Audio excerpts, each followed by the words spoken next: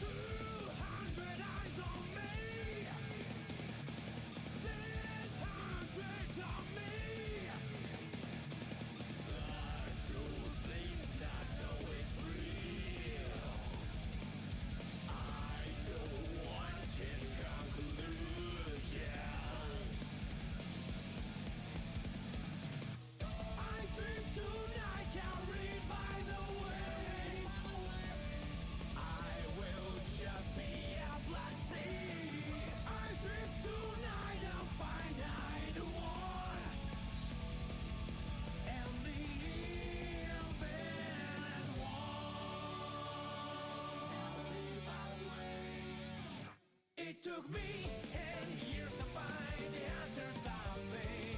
I forgot about it in 2 seconds. I don't have anything that's really important to me. That's why everything is beautiful.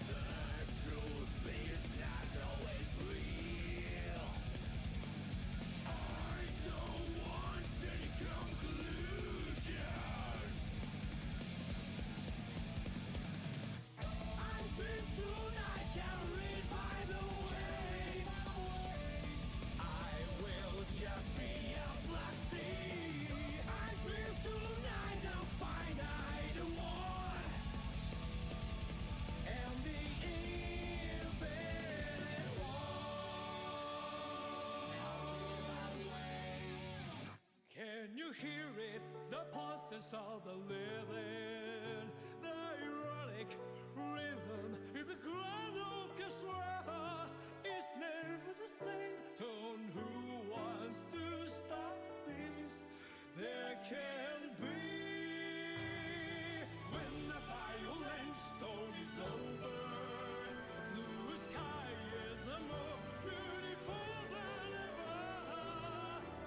You see, I want that, that's all I want. I dream tonight, the waves, I'll just be a black sea. For commentary for ANC internship number 17. I'm very excited. It's been a while since I've been in cons, but I am joined by none other than the lovely Jorts. How you doing, Jorts? Hello, I am doing fantastic. I am so glad to be here again. I cannot believe that ANC is already up to its 17th internship. What a legacy that this place has got going for We've it. we've hit double digits for a while. We're coming up on 20 now. Yeah, it's we've been doing this for a bit now, and that's with a break there. So like, yeah, we've really done this for a minute now. It's really amazing. It's really amazing. So all Well, right. Well, looking over the people that we got in our internship today, we have quite the lineup. Actually, I just looked at this lineup and I was actually very happy with the results. Because of the teams that we got this time around, as people know, as people who've watched before should know, the way this works is basically we've gotten 6 students and 6 mentors, all who play the same characters respectively, and then they get paired together for several weeks, and then they come here to show off their progress. And with the 6 teams that we have here today are all centered around the characters. We have Team Biken with Dynamite and Dominating Moon. Team Johnny with Adhesion Text and Catch. We have Team Gold Lewis with Gumo and Goose Lewis, or Gooseworks, I'm pretty sure. Giovanna with Disgust Tangy and Fajirty. Team Bedman with Platypus and Taco. And Team Naguruyuki with Joseph and Dr. Doom. Actually, a very fun lineup. it's gonna be extremely fun. I cannot wait. I saw the lineup that we were prepared for this week, and it's such a interesting variety of characters, you know, in the sense that these are a lot of characters who, you know, to a certain extent, everyone in Guilty Gear Strive is this way, but these are characters who have very, very defined and very intense game plans, which I feel like has to add an extra challenge for the internships when you are the mentor trying to teach your student here of like, you know, okay, I'm going to teach you some footsies, I'm going to teach you some neutral, I'm going to teach you some fundamentals. Now let's learn how to deal with Gold Lewis. Totally separate lessons. Forget half the stuff I taught you. We're learning some different lessons now. So I think probably the most well-rounded character here is, funnily enough, Giovanna, who still struggles on defense. But like after that, it's a lot of specialty characters. I will also say this is I want to say has a decently high damage most set of teams. Like Yes. a lot of them are very starter dependent, but like you look at, it's hard to look at Nago and Gold Lewis and not be terrified of the damage output they can put. Geo requires a different kind of starter. Same with Johnny. Bedman is probably the most passive character here, and then Biken really depends on the situation. But on average, I feel like the damage output for this is higher than normal. Absolutely. Absolutely. Yeah, we're really, you know, it's definitely interesting, you know, how much the characters who get picked sort of shift like the vibe and the style of play you see in this. And I think the fact that we're not really seeing any of the sort of pixie characters in this lineup, you know, we've got no Chip, no Milia, no Lucy. I don't know if she truly counts as a pixie character, but she has that sort of feeling to me, you know, No, where it's not a lot of characters who are going to be playing that sort of keep away game. These are people who want to get in and just start drawing blood real fast. Yeah. Something said in a little bit of preparation. I believe the first teams that we're gonna have fighting each other are the Nago and Biken teams. So Samurai match. yeah, yeah. Unironically, like if Nago was a guest character on it, this would look like a Samurai Showdown match because like it is two like old-fashioned sword-playing characters that are. I don't know how this matchup goes because again I don't like these are not crazy uncommon characters in my opinion, but like I don't know how many times I've actually seen a Biken parry a Nago on the top of my head. So I don't know what we're gonna expect. I will say for anybody who's tuning in for the first time, we always have the mentors fight first because the idea is that the students get to watch the mentors fight, get an idea of what the matchup is like, and then they get to try it out for themselves. So we are going to be having Dr. Doom versus Dominating Moon here. Stop. Exciting. This is going to be really, really cool to see because Dominating Moon, Dr. Doom, both players have gotten to see a little bit of their gameplay before. You know, definitely some people you see around the tourney circuit sometimes, and this is going to be really, really cool to watch. I'm very excited. I'm curious how many. I'm curious how many times we're going to see a blood pop and how many times we're going to see a parry. But with that, we're going to be getting straight into it. Yep, of course we're going to see the high levels of these players, no surprise. I'm pretty sure we had at least Vanquisher level teacher lineup this time around. So very, very high level education for the students to get from. Absolutely. Yeah, and this is going to be a particularly interesting one because Nago, you know, never a real bottom tier character, but he was definitely, I think, sort of sliding towards a sort of more mid tier side of things with up until 2.0, and this new move in 2.0. I don't know exactly where it places on the tier list, but it definitely feels like it's opened up a lot of new opportunities for him. I'm pretty sure I've seen it on the higher end, back to his roots of being a high tier, and right now it's kind of looking like it with these giant normals. The bloods look pretty decent, pretty full, but we're getting the hits anyway, and the Roman cancel should help confirm it. Yep, there we go. Oh my goodness, that damage. Yeah, you don't need to worry about your blood if you just murder your opponent before it can hit full. True! All right, we're gonna get back into it. We're gonna need Moon to actually step it up a notch here, but unfortunately, Dr. Doom getting hit immediately. OTG for the setup. Okay, trying to get some of that blood back, even if it's on block. Good get out of the corner by Moon there, but oh my gosh, another just really scary hit there. Oh, there it is. Scary. You love to see it. Oh, Unfortunately, returned with a 6P. Unfortunately, returned with a 6P, which is going to put him straight back in the corner again. Dr. Doom's had the situational advantage for like this entire set, trying to bait the burst, very greedy, but now you don't get a chance, and now you're dead. Dr. Doom making quick work of move. I mean, that's the thing about any sort of Nagaruki matches. I don't think it's possible to have a slow Nago match. You know, either your opponent is dead very quickly or the Nago bursts and is dead very quickly. But you never have a Nago match that's like, oh wow, this really feels drawn out. The only time you're gonna do that is if the Nago's actually patient. But I feel like most people don't play Nago to be patient. they play Nago to like gamble at round start and then try to obliterate the opponent. See, the thing is, like the high-level Nagos, I think they can play very, very patient. You know, I've seen some very patient games from Dr. Doom, but you have to force them to do it. You know, you have to prove to them that they're gonna have to play that way. You know, and a lot of that's gonna come from understanding their blood meter almost as well as they do, which is sometimes difficult especially when Dr. Doom is keeping it relatively middle of the road here with the blood until they have advantage. And right now, I think Moon is doing a pretty good job putting the pressure here, though. Really amazing corner pressure. Nice Tiger knee. I love that starter. Oh no! Trying to bait a burst there, I think, potentially, but that 6P is doing work for Dr. Doom. My god. To be fair, I don't know how many normals Baiken actually has that can beat out a 6P confidently, given that, like, she has some forward sliding ones, but they're very committal, that they're going to ground. But hey, who needs them when you can just get the kill for your troubles? I will say, Dr. Doom does have burst advantage here, even though they're down a round, so not the biggest loss for them. But this is a pretty big loss. Indeed. Oh, and there we go, making use of that burst already, putting Dominating Moon into the corner here, having to really deal with that Nago pressure. Oh, there's a new move. Card. Yeah, we're going into debt. Unfortunately, though, we're not really going to get a spend on it. Not going to be able to commit any fraud today. If anything, we're on the verge of popping, but we're not going to. And we're able to keep our defense up, which is really good. Maybe this is by the tether. Oh, good get stuff that video in with what blood we have left. Trying to regain their blood here. But really difficult because Nago becomes extremely immobile the moment that his blood is extremely high, unless you want to commit that, like, very risky help. Oh yeah. We're seeing that blood start to inch down, but when you're getting comboed by Baiken, you know, that's a very nice blessing, because, yep, there we go.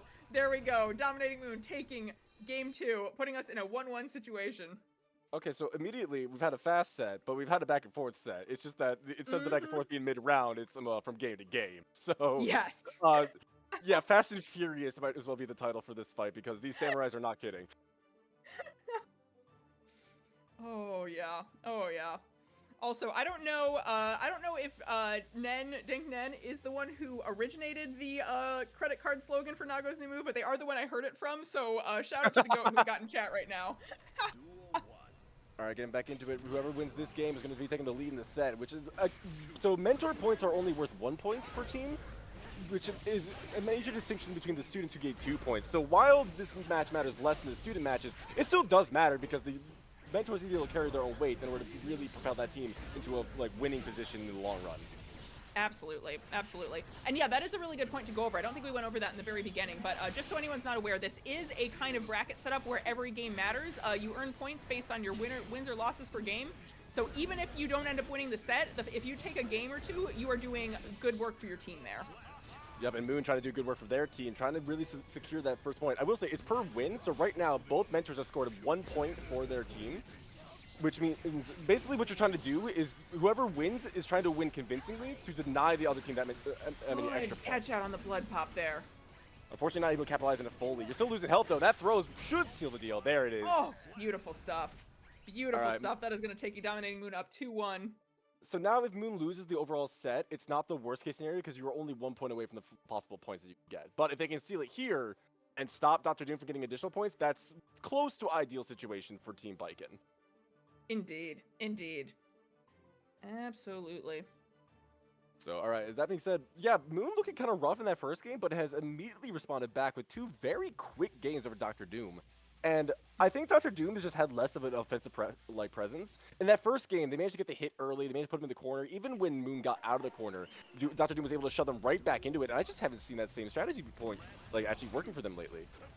I mean, I think that's like one of the things we're talking about, you know, these big, like sort of big damage characters, and both Baiken and Nagaruki, and especially in this matchup from what I'm seeing, feel like very snowbally characters, you know, where if you win neutral, it is incredibly difficult to get out of the situation they can put themselves in through winning that neutral. Fully agree. However, we didn't win neutral against the situation. We won on defense, but unfortunately, winning on defense is still going to put you in a situation where you can get Great called out. But PRC that was a there. great Fukio after the PRC. Oh, yeah, These nice parries parry, been putting though. in work. Nice XP. The 6p on the tether into the bite. Yeah, we Dr. got- Doom, 0 blood, pushing Dominating Moon into the corner here. Scary situation. Nice Nice cross get up. out, though. Beautiful Yosansen. Unfortunately, going to mess up the setup, which is going to give Dr. Doom a chance to get out. But the Yosansen again is going to get the full pickup. Yep, burst spent. Dr. Doom Ooh, is one defensive losing burst. but Love to again, the see it. parry.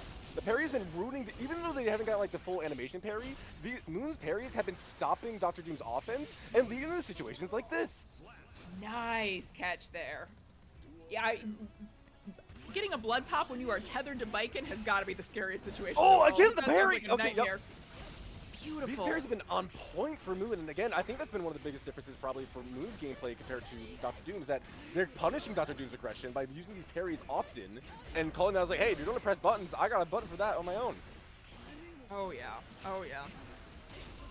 Yeah, and like Chumpy in the chat was pointing out, we just saw in that previous one, Nice. kind of the nice stuff there. Oh, gonna mess it up a little bit. Oh, But, oh, all right, is this going we to got be? it. That is going to be Dominating Moon taking the third game here, putting the Biken team up 3-1 in the mentor round. I'm sure part of that was probably a little bit of the B&B, but I do like that in the event that Dr. Doom built any burst somehow magically, that the super would have locked it out. That was very heads up from Moon. And Moon gonna be Absolutely. winning that set 3-1, which means 3 points towards the Biken team and only 1 point for Nago's team. So Nago team missed out on 2 possible points there, which will matter in the long run. But now we're gonna be seeing the student side. So now we're gonna be seeing and DZ versus, I forget the name of the student. this is kind of what we were talking about you know the student points mattering more than the mentors, is that 2 games there, that's 1 game for the Nago. You know, the Nago goes up 1 game, that difference is erased. So it very much is very deliberately student weighted here, because if you can win your matches as a mentor, that's awesome. We'd love to see it. The most important thing is what you're able to teach your student in the moment. True. Yeah, these student games are worth double, which means that as a team, you really want your student to just win, quick sweep, deny those points, get the maximum points possible. Yeah, and this is going to be a really interesting one, because Nago, you know, I've talked about it before. Nago is a character who is very, very underrepresented in the sort of beginner bracket circuit, the intermediate bracket circuit. And part of that, I think, is that his meter, his gimmick is a relatively difficult one to learn early on. You know, like if you're a beginning player and you don't really know what Sin's flag meter does, you're going to be locked out of some combos, you're going to have a harder time in neutral. You're not going to be dying for it. You know, you're not having your health reduced to 1 for not being able to do a Sin flag meter combo extension. Nagaryuki, you can absolutely die for that. Yeah, we're going to get straight into it for the students on that note. We're going to see who takes the lead. I will say, 6P, okay, so 6P clearly Joseph got taught the ways of the Naga 6P. Unfortunately, though, not being able to turn that into full-on aggression, as both bursts are spent immediately. Credit cards exchange. We're trying to go into debt here, but unfortunately not going to get a chance to really cash in on it, as DZ immediately moving in. And there's the pop. DZ, get in there! No! Ooh, good call out. Nago's health still going down. Okay, there we go. We got it. That is going to take it. Okay, that is one thing I have noticed a lot of like student level players like have a bad habit of, or not recognize fast enough against Naga players. If the Naga player pops, you need to punish them for that. That is a lose condition for them if you were able to just run in there and not be scared. But being scared is how you. Oh, you know what? Don't be scared. Do the parry. You know how to have some courage. I like that. Uh-oh. Oh no, we're having a little bit of a connection problem here, but it's all right. They're playing through it. You know what? Fair, yeah. The super. Doing the super instead of trying to confirm in that lag, I respect that actually. I respect that tremendously. And you're gonna get some real good damage off no matter what. Alright, trying to jump in because Nago again does not have your conventional forward dash, and he's a big body character. Gonna miss out on the grab! SBU is gonna whiff, and it's gonna give DZ a huge opportunity here. Unfortunately, gonna drop it, but we get the counter hit 2D. Straight into a wall spot. Unfortunately, the Tommy Mat is gonna be the one to break the wall. All Nago needs is Straight one good to hit, 2H. but that health is low, that blood is low. That is going to be DZ taking it for game 1 here. Beautiful stuff. I will say DZ, surprisingly, actually contesting a lot of Nago normals with Biken's normals, because Biken's normals can be decently sized actually, very deceptively. but they're a bit more committal compared to Nago. Because Nago is Yes. like, if you block it, then at least then you got some blood back. If it's at the right range, then you're gonna have a harder time punishing. You might gain some ground. Biken, if you do like 2H like they did, you are in like some real recovery frames for a hot minute there. But they are able to just fully commit to it, just check Joseph not blocking low, and take the win there. Oh yeah. I mean, that was some really, really good gameplay all around, though. You know, every time I watch one of these, I'm sitting here like, did we accidentally get some like Vanquisher, you know, like secret Vanquisher players signing up as students here? Because my God, this is some good stuff. Fortunately, we're gonna miss the media, we're gonna miss the cross-up combo, but we're gonna go straight to the credit card, and we're just plus enough. You know, being negative is a state of mind. Who cares? There and we then go. BSU, There we got blood for days on the end of Joseph here, and you know, but we don't even need it. We're just gonna use a Roman cancel, and that's gonna seal it. Nagoriyuki paying that credit card bill off early and not even needed to. Beautiful stuff. You know, the idea of going to debt crossed Joseph's mind. However, they just chose not to. But you know, we're gonna go in debt again, and unfortunately, gonna get caught with a JS here. Gonna go straight into the safe jump. Not actually a safe jump. Nice As you get thrown. grab. 2H, 5H, or 2S, 5H. Gonna put them in the corner. 5H trying to get that blood Oh, back we're seeing because that we blood are high creep in up, it. though. Nice Tiger knee overhead. Unfortunately, not gonna have the meter to fully convert, but Tiger Man's gonna cover your options here. 2S, 5H, push him away. Gonna move him to clone. Again, you're really high blood. Okay, you needed that 5H to connect. If they didn't, there was a chance they popped there. The parry Nice on 2H. the blood was really interesting, but Joseph did manage to get it out anyway, so Nice tech. there. Ooh! Oh, nice anti-air. The most disjointed anti-air in the game, Nago 2H, clearing another beginner from the skies. So, and with that, we're going to have Beautiful another tie set. Both students almost doing a mirror of what their mentors did, as we're now tied up 1-1 again. Yeah. The student becomes the teacher.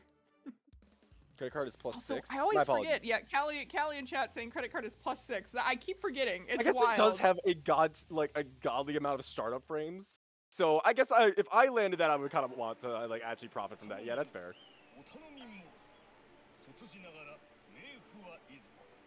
That is just a number. You know what? In Nago's case, yeah.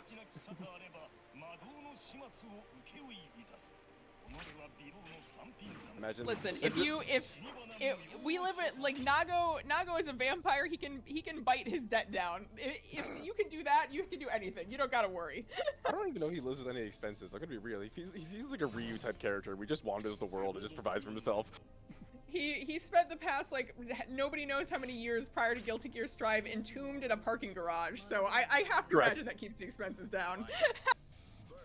All right, gonna get back into it. Winner of this will take the lead for the students. Both students managed to earn 2 points for the team so far, but obviously we would like to deny some more from the enemy team while still taking the lead. And right into the BSU. Nice grab there, right to start. A little greedy on the credit card move there, unfortunately. You're gonna have to spend the burst to get yourself out of dodge. Go big or go back to home, I neutral guess, here. you know? 2H, Giant just joined. Okay, so Joseph is doing a that pretty PR, decent see? job. Ooh, there's a lag, and that lag's gonna screw you over for the timing. That sucks. Oh no! But there's a pop. We didn't keep track of it. We're not gonna get the pickup, but we are able to get the aggression going, which is really good for Nago, given that you're in blood state. You'd really like to tie things up health-wise. Indeed, All right, send indeed. it. It Yep, is send now the clone. anyone's hit. Why? And Johnson. All right, yeah, unfortunately, going for the credit card move a little too often, especially when the Viking's airborne. You need to be able to react to what your opponent's doing and hopefully capitalize. And you know what? DZ capitalizing on a pretty good counter hit here with a Roman cancel. Probably going to get the wall break assuming they don't drop. And they don't, so we're going to get the wall break and get some positive bonus. Nice start. Good counter hit 2D. Get the full pickup. Indeed we do. We have burst on Joseph's side. We're burst going to back. spend it. Good use of it And there. we got to be aggressive. We got to be aggressive. Okay, going for it. Yep, the health deficit here is quite large, but oh, never mind. Commentator's curse. Yeah, I was about to say if there's one character who can take it back, it's Nago, but Biken there did a very good job of taking that home before Nago get some of that momentum going again.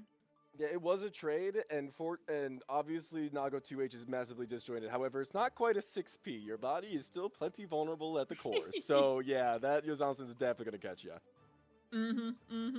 And with that, Team Biken again taking the lead after going 1-1, again mirroring what we saw from the mentor side. And if DZ wins this, it'll be a complete mirror. And Nago's team will only come out of this with 3 points. It'll be interesting to see. But Alright. I am very excited by this. I don't know. Again, really, really loving this gameplay. Beautiful stuff. Moving the clone, gonna get the pressure started. Straight into the credit amazing card. move there. And the parry on Wake Up! Screw you, okay. That does mean that Joseph did set up the actual meaties, which would have been great for them if you were not fighting Baiken or anyone with a reversal. But you know what? When they mess up in the corner, you get the counter hit. Unfortunately, though, you also messed up. You're gonna get that blood pop. Yeah, I'm gonna spend that burst to try to hold on to your life. Big normal time. And unfortunately, you're gonna miss nice the air throw throw. attempt. But Baiken one step ahead here. MDZ now on set point. Oh. Come on, Strive. You can do it. Hold on here. Hold on here, Strive. All right, straight back into it. DZ 1 round away from taking it for Team Baiken here.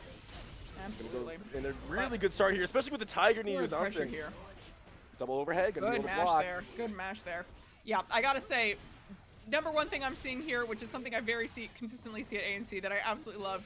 No matter the final score, you can absolutely tell that the students have been picking things up from their mentors here. They've been learning a lot. I'm seeing little things here that I was seeing Dominating Moon or Dr. Doom doing before, and it's just like a really amazing thing to get to watch. Nice 2D counter hit. We're gonna hopefully get a full conversion that will lead to a wall splat, especially the Roman cancel here. Okay, we got the wall. Yep, we got the wall bounce combo. Stylish. All right, how are we gonna spend this meter on Health even Joseph's up a side? bit. Joseph, good pressure. Oh, good nice bait! backdash on the parry. Oh, you Clean. love to see it. Beautiful stuff. Took note of the fact that DZ was not scared to do wake up parry and fully punished that option. Love to see it. Gonna fake out a little bit with the clone here, trying to keep the blood reserves pretty safe here, learning from previous mistakes of popping. But unfortunately, DZ gonna capitalize on their lesser offense. Air to air is gonna be a full-on trade. Nice That's tech. one of the things I can. Nice, very nice tech. Very, very nice tech. That's one of the things I can think would be really especially valuable about getting to train with a mentor is you learn these little habits of like, okay, you know, here's what your opponent might be doing, here's to read them, you know, and paying attention to that sort of thing, which can be really hard when you are in that sort of like beginner or intermediate state where you are trying to learn your character as well as everybody else's at the same time. Oh, amazing catch there. That is going to be 3-1 for our Baiken team. Muscles Dynamite, MDZ taking that one. Yep, and with that, that'll be a total of 9 points for Team. Yeah, that should be a total of 9 points for Team Baiken because 6 from the student for winning 3 games, and then 3 from the mentor for winning 3 games. And that is only going to be so. That is 3 times more than the Team Nago got, which really sucks for Team Nago in the long run. I have faith in Team Nago though. They put up a really, really impressive showing. That was some very good stuff. I was very happy seeing Joseph's use of like a lot of the normals, like the 2H at the right time. Let's see here. Yep, I was right. Team Baiken now up with 9 points. So in the background, we've had some other matches going, and currently we have Team Gold Lewis with 7 points, being another contender. Team Giovanna so far with 5 points. Bedman team with 6 points, and as we discussed earlier, Team Nago will be ending on the 3-pointer there. That being said, I don't think the Johnny match is over because if they have 0 points and nobody else has 9 points, that implies that there's still some matches going. Gotcha. Yeah, there should be still some matches going, and I'm pretty sure once that's all cleared, or I'm pretty sure we got some matches coming up, ideally. Yeah, pretty sure the next match that we're supposed to be seeing on stream is... Let's see here. I'm pretty sure it's supposed to be Johnny versus Gold Lewis. So cute. It's supposed to be next up. Okay. Oof. Oh. Okay, so I Gotcha. just got word. Just got word. I just got an update for everybody. Unfortunately, so far the Johnny Mentor has not shown up, which explains the 0 points on the scoreboard. We've had this happen before, unfortunately. There's not much we can do about it because it's not fair. Not from the Johnny Mentor, to be clear. I know the Johnny Mentor. Johnny Mentor's a lovely person. Probably just had some emergency or something. Right. Just making onomatopoeias on the mic. Anyway, so unfortunately, with the Johnny Mentor not being here, that does particularly screw over the Johnny students. So I don't know how we're gonna handle the point situation there. I imagine if they want, they could probably play some sets out just for the sake of time, because like obviously we need some time filler. But I think ultimately we probably won't be able to see as high a point output from the Johnny team unless the Johnny Mentor were to suddenly show up extremely quickly. Well, and that is one of the benefits, too, of the mentor matches mattering less than the team matches, because while it definitely is a bummer to not have your mentor here, you know, especially if our Johnny Mentor Catch Texan, I believe, it does have the ability to show up later. Like, you're going to miss a few points, but if they are, like, able to do sort of, like, the second half of the rounds, you're still going to have a chance to sort of catch up or at least not be as behind, you know? So, definitely something that's still worth playing out no matter what. Okay, and I'm pretty sure we were supposed to have the Johnny team up next, so that does also change things for our stream matches. Gotcha. Maybe slide the Johnny team a little bit to the back in hopes we can get our mentor showing up. We're gonna have to at least. I'm pretty sure the next matchup was supposed to be the Biken and Geo match. So we'll. Yeah. So but it's also difficult to go out of order currently. So. Gotcha. We're gonna have to take some time real quick in the background of things from the chat while we figure this out. So in the meantime, how's everybody's day been going? So I know a lot of you guys were looking towards this event, as were me and Jorts. And how are people? Just generally, how are people's day? How's people's day? Absolutely, absolutely. I've been really looking forward to this. I love comming in general. I love comming for agency especially. It's so much fun to get to watch the mentor student format. You know, it's really something special that you don't get to see anywhere else.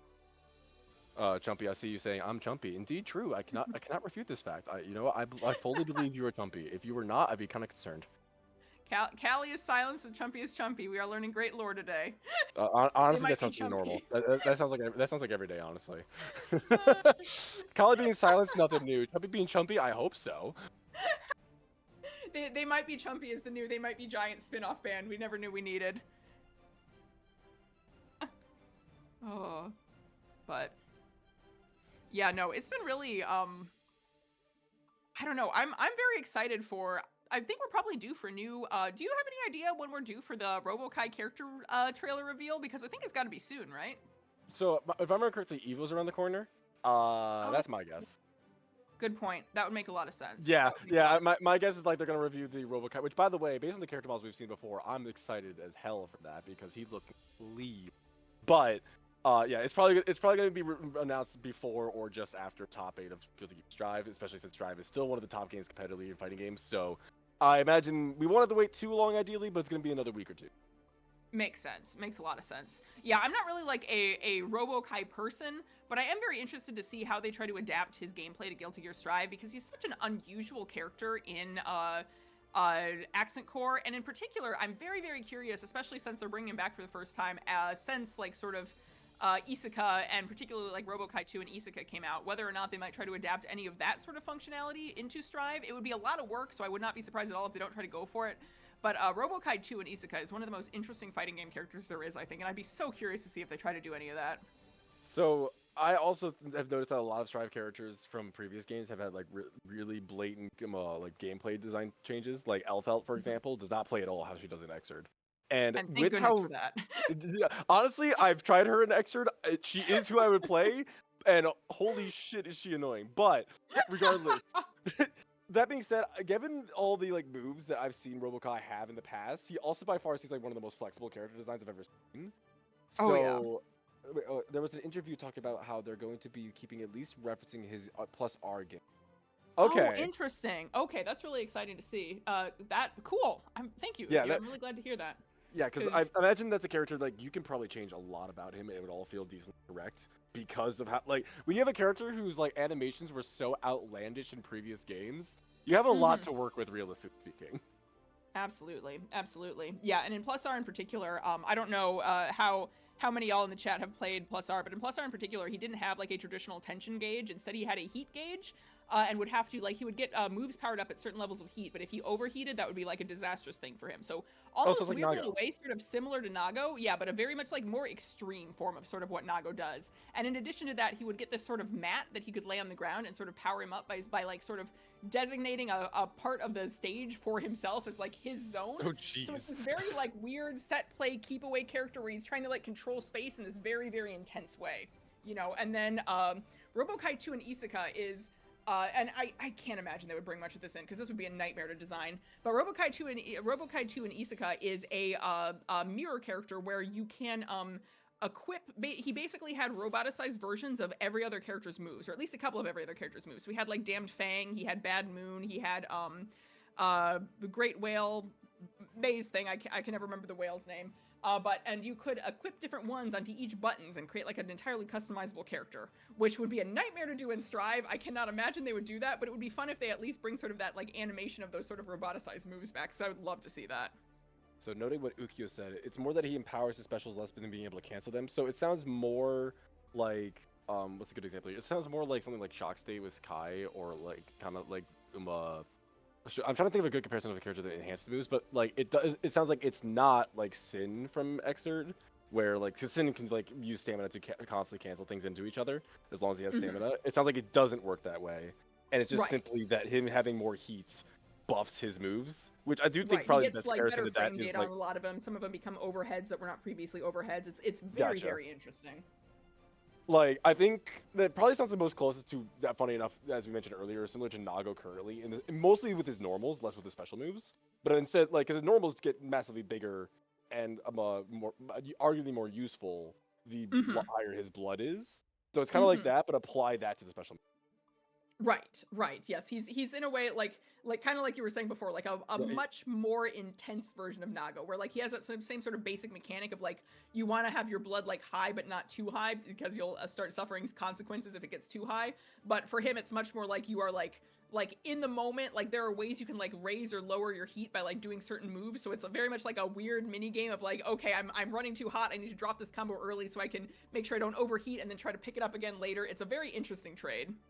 Ukyo also sounds like, yeah, we're on the same page here where you have to compare it to his normals, and I do agree that there's not really much of a character that works directly like him, at least in Strive standards, because again, I was struggling to think of a character that could. I think if I went through like all fighting games, I could maybe find an example, but it's not coming to the top of my head. But I do think that the enhanced Bedmans are an interesting comparison. Arguably, it'd be more like, I guess imagine like if Unika's enhanced specials weren't tied to like follow-ups and were instead tied to a resource. But like again, like at that point, you're making a new character. Right. Yeah, it is very interesting. It's one of those things that like it's very cool to go back and sort of see Robo-Kai, because I feel like you can see they nabbed like little tiny pieces of what he does and added them to other characters for flavor, you know? So he's still very much like his own thing. Okay. There's no one else that's like him. But and here we are. We're continuing onward. Sorry, we got into the Robo-Kai app. So it sounds like we managed to find a solution. We're gonna bring in Adhesion to fights real quick. Let me do a check. I'm pretty sure Gumo. Let me double check some things here, because there were some things happening in the background when we figured this all out. Our apologies for this. So if I see here correctly, we are getting straight into it. This is the real match. I'm just trying to make sure I have a full understanding of what's going on. Absolutely. Yeah, Gumo is the students? No. Yes, I believe we're just going straight into the student portion. So we're going straight into the students, and we're forgetting the mentors, because obviously the mentor for Johnny isn't here, but we still want the student for the Johnny team to show off what they've learned. Absolutely. Oh, the Johnny classic. I swear every Johnny does this. Every Johnny will just full on commit, and you know what? You're gonna get a taste of your own medicine, because every Johnny in existence, if they have a bar, they treat it like they have a meterless reversal. But you know what? It's not gonna save you, because neutral that Guilty Gear Strive is famous for. Neutral. This is defense. All right, with that, Adhesion gonna get straight into it with the card. Well, unfortunately, gonna misspace that. Yup, that's big damage. Again, if you mess up against Gold Lewis, it is like at least a quarter of your life gone, if not more. And with the Roman cancel, you best believe we're moving to the corner with some big damage. Instead of the drone for the Yoki, being very patient and trying to bait out that wake up super that we saw earlier. And did a very good job of doing so, actually. Oh, all right. We have 1 health and a dream for Adhesion here. The mash! 2P and a dream! Good stuff, though. I love that reversal there from Adhesion. That was some very, very good stuff. You absolutely love to see it. I do love seeing the 1 HP in a dream, knowing full well that like as a player in that situation, you basically have to Roman cancel there. And then Johnny, character with giant destroyed normals, ready to face off against Gold Lewis, trying to get some advantage going. 2P. 2P ruins your hopes and dreams with a comeback. Alright, with that, Gumo going to be going up 1. So this is straight to the students, so these are worth 2 points each. So that is 2 points for the Gold Lewis team. Adhesion, unfortunately, will be fighting from, well, a very, very rough position overall in the tournament-wise, but they can still take some wins and be proud of their like actual accomplishments in the tournament in their own sets. Absolutely, absolutely. And I mean, for ANC more than any other tourney, you know, it really, you know, you know, part of the mindset of a tourney is, you know, you really have to go into it for what you're going to learn and the experiences you're going to have. But ANC, to the like more than any other tourney, is so much about that. You know, it's such an exciting experience just to be able to go through that and be able to like compare your gameplay from the beginning of it to the end, sort of thing. You know, oh, great grab. Yeah, we're gonna have a wake up grab, being pretty greedy there. We're gonna go for the drone setup. There's gonna be a gap there, which means that combos. Unfortunately, we're gonna mess up the super input. Escape there. But, oh no, it was just a reset, all planned. Totally intentional. Did not mess up. What do you mean? True American reset. Oh, and we're getting one of the most true versions of a neutral escape here. That's gonna go in full combo. Unfortunately, we're gonna drop it. We gotta get one more hit, one more Gold Lewis hit, and there it is. Gumo very confirming their lead. Some good defense we were seeing from Adhesion there. The only problem is, you know, it's Gold Lewis, so you play defense as long as you like. At some point, you are going to take a hit, and that hit is going to be brutal. Yeah, good combo. Even if Gumo were to mess up. Nice wall break from Adhesion there. Beautiful stuff. All right, burst immediately spam from Gumo, but they got a round to play with. They can afford that burst gone. And you know what? Equaling up, Gumo's up in resources, technically speaking. Although actual resources for the round, Adhesion definitely on the advantage. But unfortunately, losing that advantage as time goes on. And every Johnny player is the same. Listen, the soul of Johnny flows through them all. You have to respect it. It's beautiful stuff. Oh, and I love that there. Did you see the safe jump into the block there? Was waiting to see if Gumo would do the same thing of doing the response super. Brilliant, like really good from Adhesion there. That's great game sense. Yep, and we're going to be tied up for a round here in this game. Adhesion looking to crawl their way back. Say, I don't need my mentor. I'm fighting anyway. I'm fighting for the love of the game. I got nothing to lose. Unfortunately, you got to lose with this overhead though. This is that moment in any action movie where, you know, the hero loses their mentor and has to carry on like with the lessons that they gave them in their heart. Adhesion gets to live that IRL. Yes. All right, managed to jump out of the pressure there. Adhesion trying to get some offense going there. Oh, unfortunately gonna miss the grab, and you're gonna die. No. Oh, you hate to see it. You hate to see it. The double hit into the reset overhead is diabolical from Gumo. Oh, very good stuff from Gumo there. Oh, and that's such a bummer because I really like going for the grab in that moment. Like that was recognizing, okay, Gumo is on defense, they're blocking, I'm gonna go in for it. Just the slightest whiff in timing or distance can mess you up bad there. Yeah, especially since now they made it a bit easier for it to be counter. Actually, I'm pretty sure they did it for.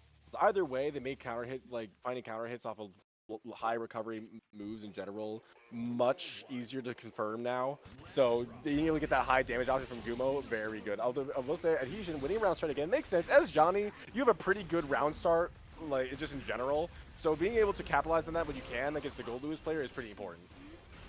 Absolutely. Oh wow, we got that into the awkward OTG. Oh, really good stuff there. Gumo showing off some amazing Gold Lewis combos here. Yeah, and that's one of those things that's really, like, I've always found it very interesting. Ooh, is Gumo get the kill here? Not quite.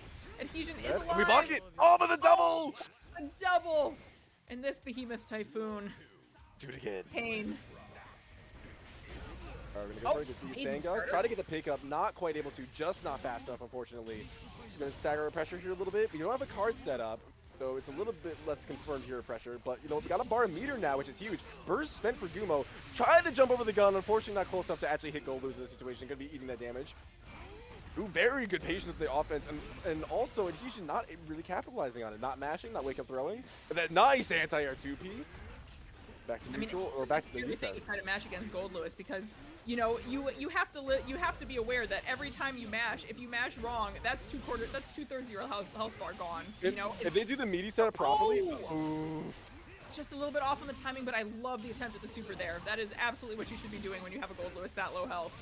I will say, I think Adhesion's playing this much more correctly right now. They're playing Johnny like he's zoner against Gold Lewis, because Gold Lewis, while he has a forward dash on like other heavies, is still decently immobile. So, and yes. Johnny murders him normal-wise if he can space them correctly. So playing like a zoner in this matchup to try to like out-risk reward your opponent in the actual like, I'm not going to take risks and I'm going to get enough reward off of it, really good heads up, like changing gameplay here for Adhesion, and they'd be rewarded for it. Absolutely, absolutely. Yeah, it's one of those funny things. I think Arxis's official like designation for Johnny is like mid-range zoner, and I always sort of found that funny. But in this matchup, like I can see the vision. You know, like Johnny is mid-range zoning right now. This is the closest you're gonna get to Axel all night. Yeah, exactly, exactly. Oh, nice jump. There we go. We managed to block in time too. Didn't Very FD, good it stuff there. chose to eat the damage instead of the meter. You gotta get one more hit though, and you can't afford to get hit. You have a burst though. Baiting it. Nice. Good. Okay, we managed to get the timing correct. Be very careful on both sides here. Oh! Adhesion has that meter. Oh, the but overhead! no! Oh, no!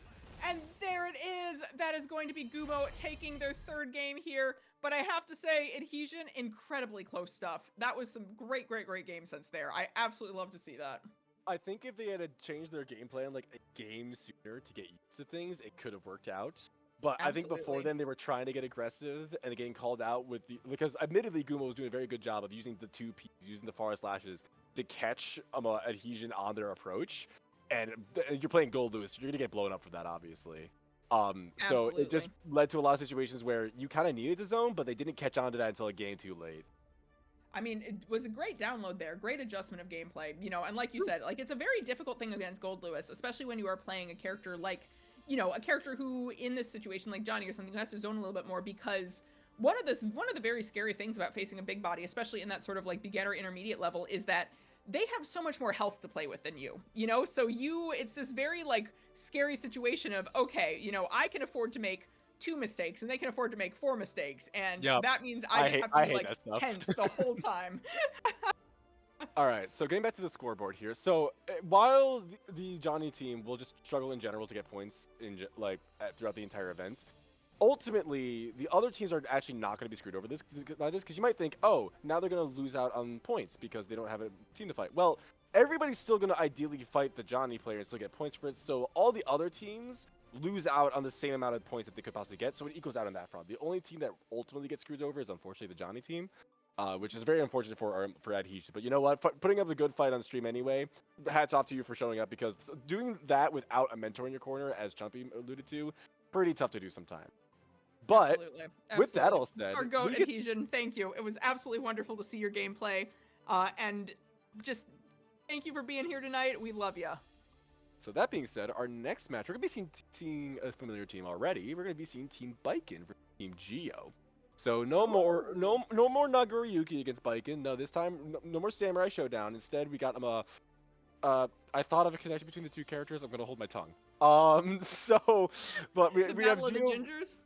No, not what I was thinking of. Moving on. We have Geo versus Biken here. So honestly, pretty rushdown heavy set. The parry is probably gonna be the white boy getting free. Listen. Mab, shush. Anyway, Emily, what does it take to silence a commentator? Do we hold have on, that wait, emergency whoa. button?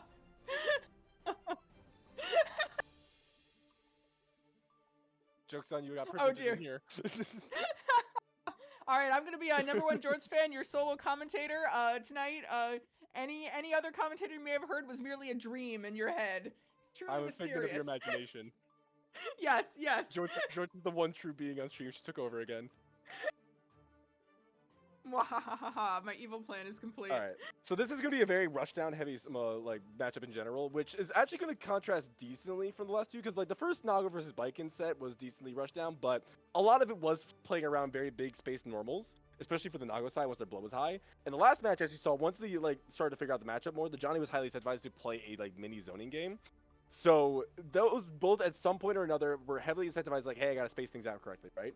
Biken versus Geo, the spacing can be done a lot closer to the chest. It's gonna be a lot up more in your face, and especially as the Geo very desperately needs to get in, but also needs to be very mindful of the parry. Absolutely. All right, and I'm pretty sure as far as these players' names here. So again, we're gonna be going back to having the mentors play before the students because we actually had mentors this time. So it will be let me double check here. It is going to be Frigidity versus Dominating Moon. So, yep, Moon's going to be back, and Frigidity is going to be on stream for the first time tonight. I'm fairly sure we have Frigidity currently here, so we're just waiting on Moon, and then once we get them, we'll be off to the races. Excellent. I'm very, very excited for this one.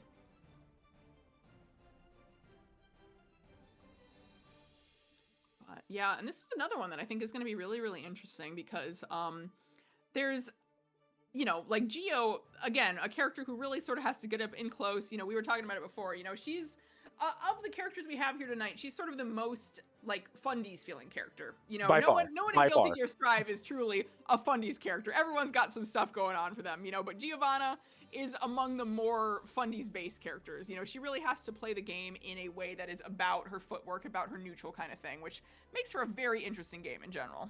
As somebody who's played most of, if not all of the quote-unquote Fundies characters in this game, I will blatantly admit, yeah, the fundamentals in this game are bullshit.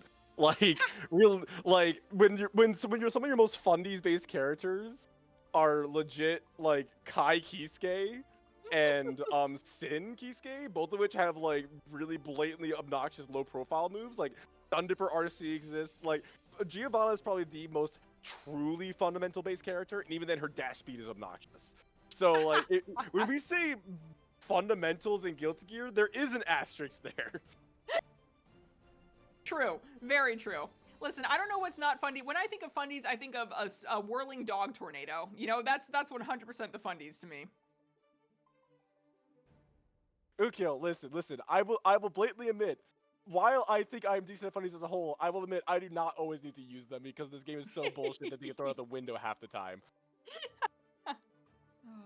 So hey, on Jazz, one welcome.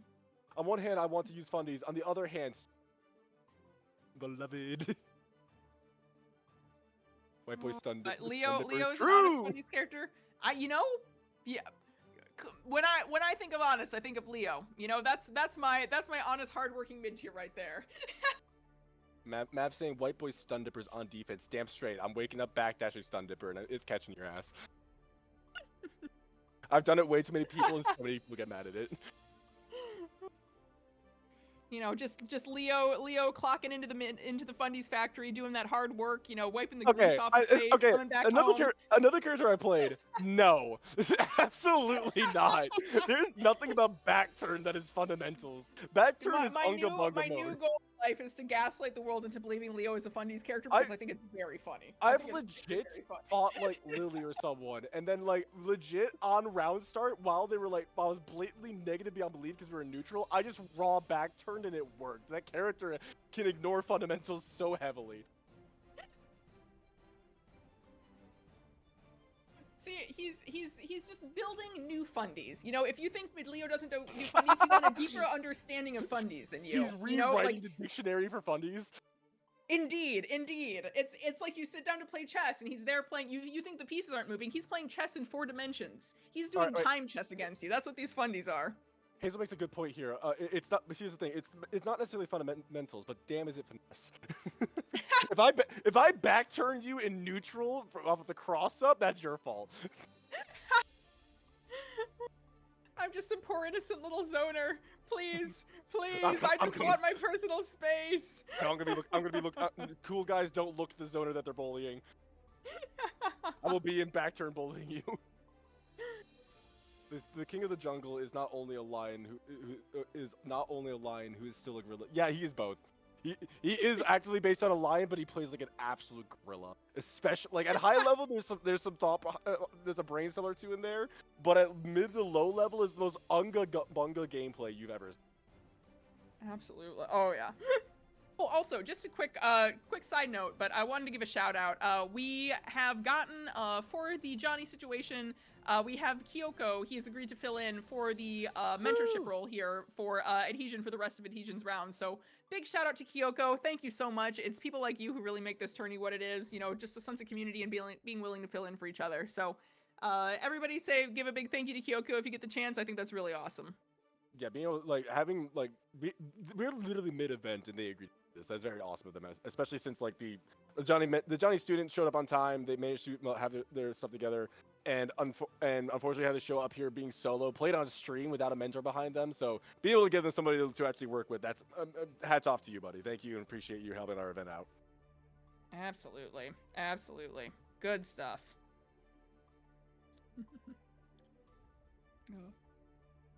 All right. Yep. Still waiting for Moon here. They're okay because we definitely had them on stream earlier. So, okay, so Gotcha, we gotcha. just got an update. So the student is still finishing up their match, which makes sense. So there's still points to be had. So we're gonna have to wait until that's done. That's done. So we can go into whatever rant that the chat wants. Currently, we're on the Leo rant, obviously. You know, Leo, the forever top tier.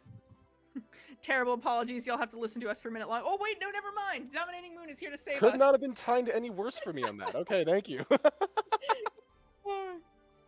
Oh, yeah, Mark, I know you can't hear me, but fear not. You will see many more characters to fear in this round, in this internship tonight. I deeply appreciate the level of Giovanna trauma Emily has been installing in people recently. Truly powerful and amazing of her. That's my goat. All right, yeah. So ideally, the match should be getting underway relatively shortly. I imagine the students have got to join the room, but it will be the mentor side of the things first. But obviously, we would like for the student to be able to watch their mentor because that's the entire point of the mentor going first. So it might just take a little bit longer, but we're one step closer, chat. We're one step closer to getting that match. One step closer to the match, and we're about to watch. But yeah, no, it has been really neat. Like, one of the things that I really just enjoy in general about the ANC internship is how much you get to see of sort of, I don't even know quite how to describe it, but the very interesting differences in how you have to play a character from that sort of like beginner to intermediate level to the very sort of advanced high level. Not just in terms of like, you know, if you are like that sort of high level player, you know, your game sense is going to be a little bit different, your combos are going to be a little bit different, the sort of things you can get off the stray hits are going to be a little bit different. But also, just as a rule, like, there are strategies that will work at an intermediate level and that are good at an intermediate level that you should be using, that once you get to a high level, you kind of have to unlearn. And that's a very interesting thing to see, you know? All right, we're getting into it though with that in the background. Okay. All right, yep. So match is finally on the way, chat. Here we go. Oh, all right, we're getting the Giovanna theme. I really love this song. Oh, Amelia uses Onsen. It's going to be a full conversion off the counter hit in the air versus Amelia spent for Majority, trying to anti-air with the DP. Yet not an invincible DP, but decently good as an anti-air given how disjointed it is at the top end. But unfortunately not going to be helping you out much as Moon gets some really good aggression going. Oh, there it is. Never mind. I stand corrected. Oh, nice PRC there, but oh, excellent reaction from Purity. Ooh, changing the direction. Oh, good good 6B. 6B. Unfortunately, I heard it, but the nice shimmy. The tether don't matter. Oh, the the tether goes away. The tether is putting in so much work for Dominating Moon here. Giovanna's combos are all very precise, and once you are committed to them, it is hard to sort of change it up there, and that tether is just messing up all of Purity's plans here for how they're going to get the Dominating Moon through the wall. Rough anti-air attempt for Majority, and they're going to get thrown looped currently, but didn't make it pick up the combo, though. Oh, there it is, though. Majority almost had a chance to bring that back. Unfortunately, messed up, got shoved into the corner, and got bullied for it. Story of my life there. Nice tether.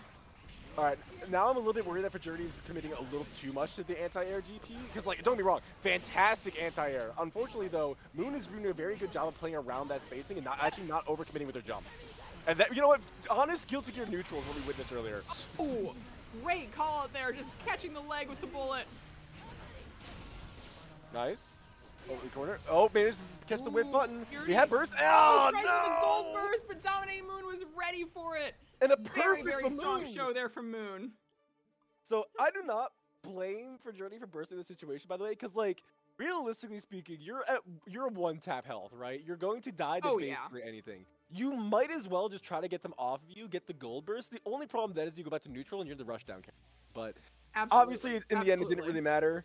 And with that, Moon continuing their dominance in our event today and going up 1-0. Absolutely. But yeah, I 100% agree with you. I think that was the objectively right plan for Purity to have. Just a shame that it did not quite work out in that moment. Yeah, again, really committing to these DPSs, and I'm really scared it's going to keep getting them in trouble. But you know what? It's really hard to DPS when you got the tether on you. But it is very easy to 5K. Very easy to 5K. All right, getting BRC down to the ground. BRC? VP up, and the gun hits the ground.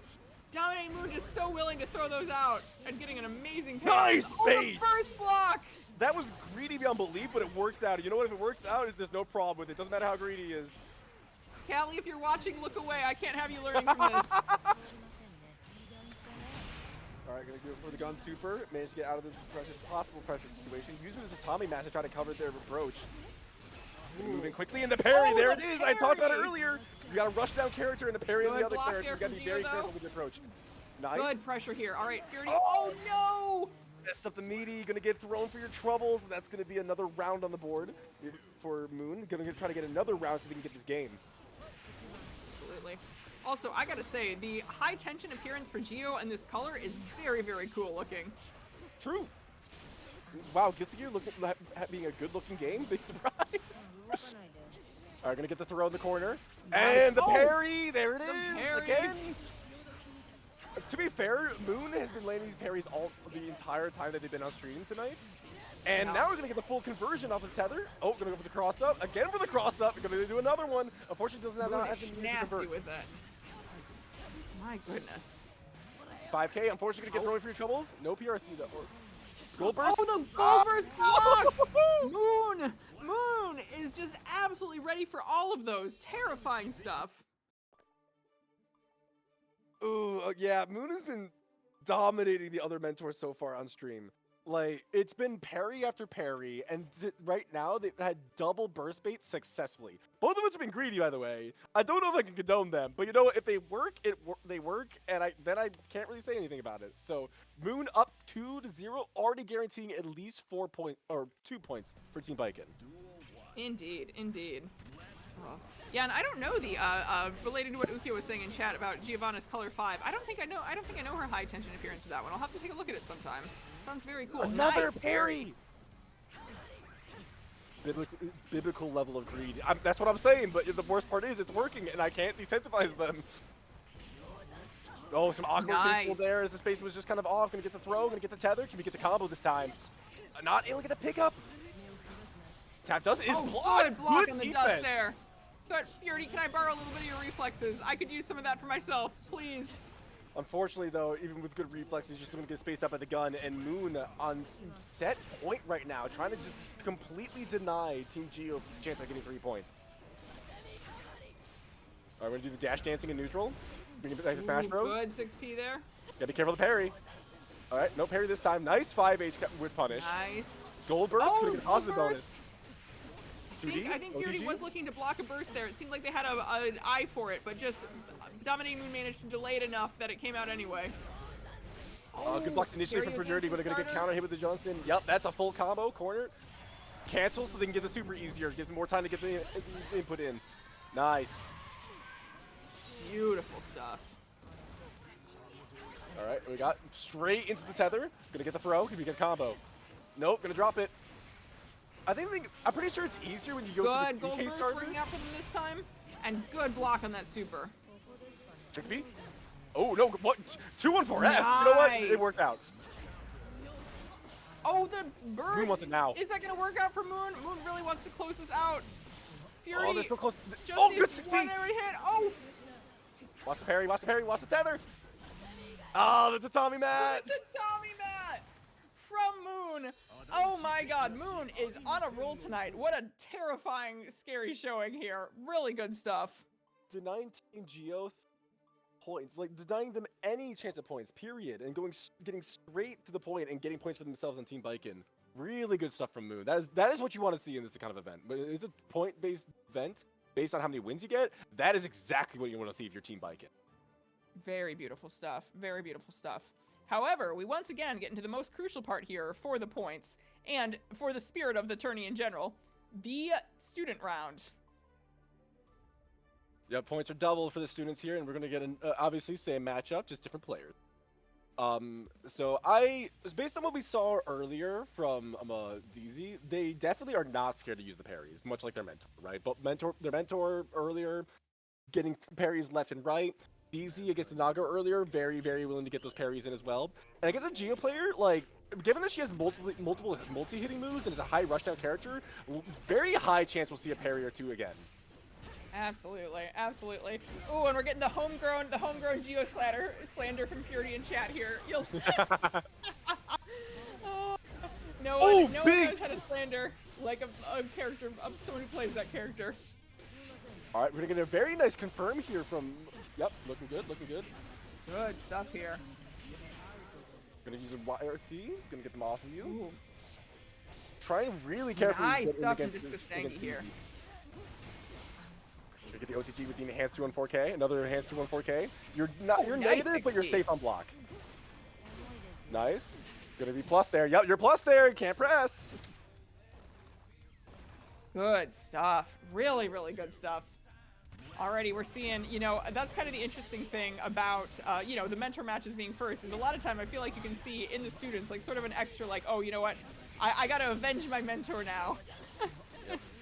Tangy looking a little bit worse for Rare here, though, in the corner this time, especially as DZ managed to get the lead for themselves. Another positive bonus, and they already have a bar, and they're gonna spend that bar immediately because they have positive bonus. Who cares? The gun did nothing, though. But the 2D will. DZ's been doing that a lot. Perfect. Really strong stuff from DZ there. DZ's been doing that a lot, where anytime there's a soft knockdown or any chance where they can just run up on the opponent, they throw out 2D, and in the hopes that it catches. I think part of it's because it's a multi-hitting move that scales less than if you start with 2K. Because it's multi-hitting, you have more time to confirm it. Oh, managed to get around the parry. Gets that burst out of DZ, and now gets that corner pressure again. Nice into the throw. Gonna with the 5K to kill some frames. Super, you going through the wall. There it is, gonna get that hard knockdown. Make sure to get that Oki. Beautiful stuff. Safe jump? Nope, we're just gonna space it out, and we're gonna go for the throw. Nice. There That's we huge. go. Tangy fighting Very back strong to showing Geo. for game 1 from Discus Tangy there. You'll love to see it. Yeah, using the 5K to kill some frames and make sure to get that set up in the corner, guaranteeing that situation really worked out there for Tangy. And Tangy, on top of that, also admittedly was not scared to just run up and DPS against the Biken.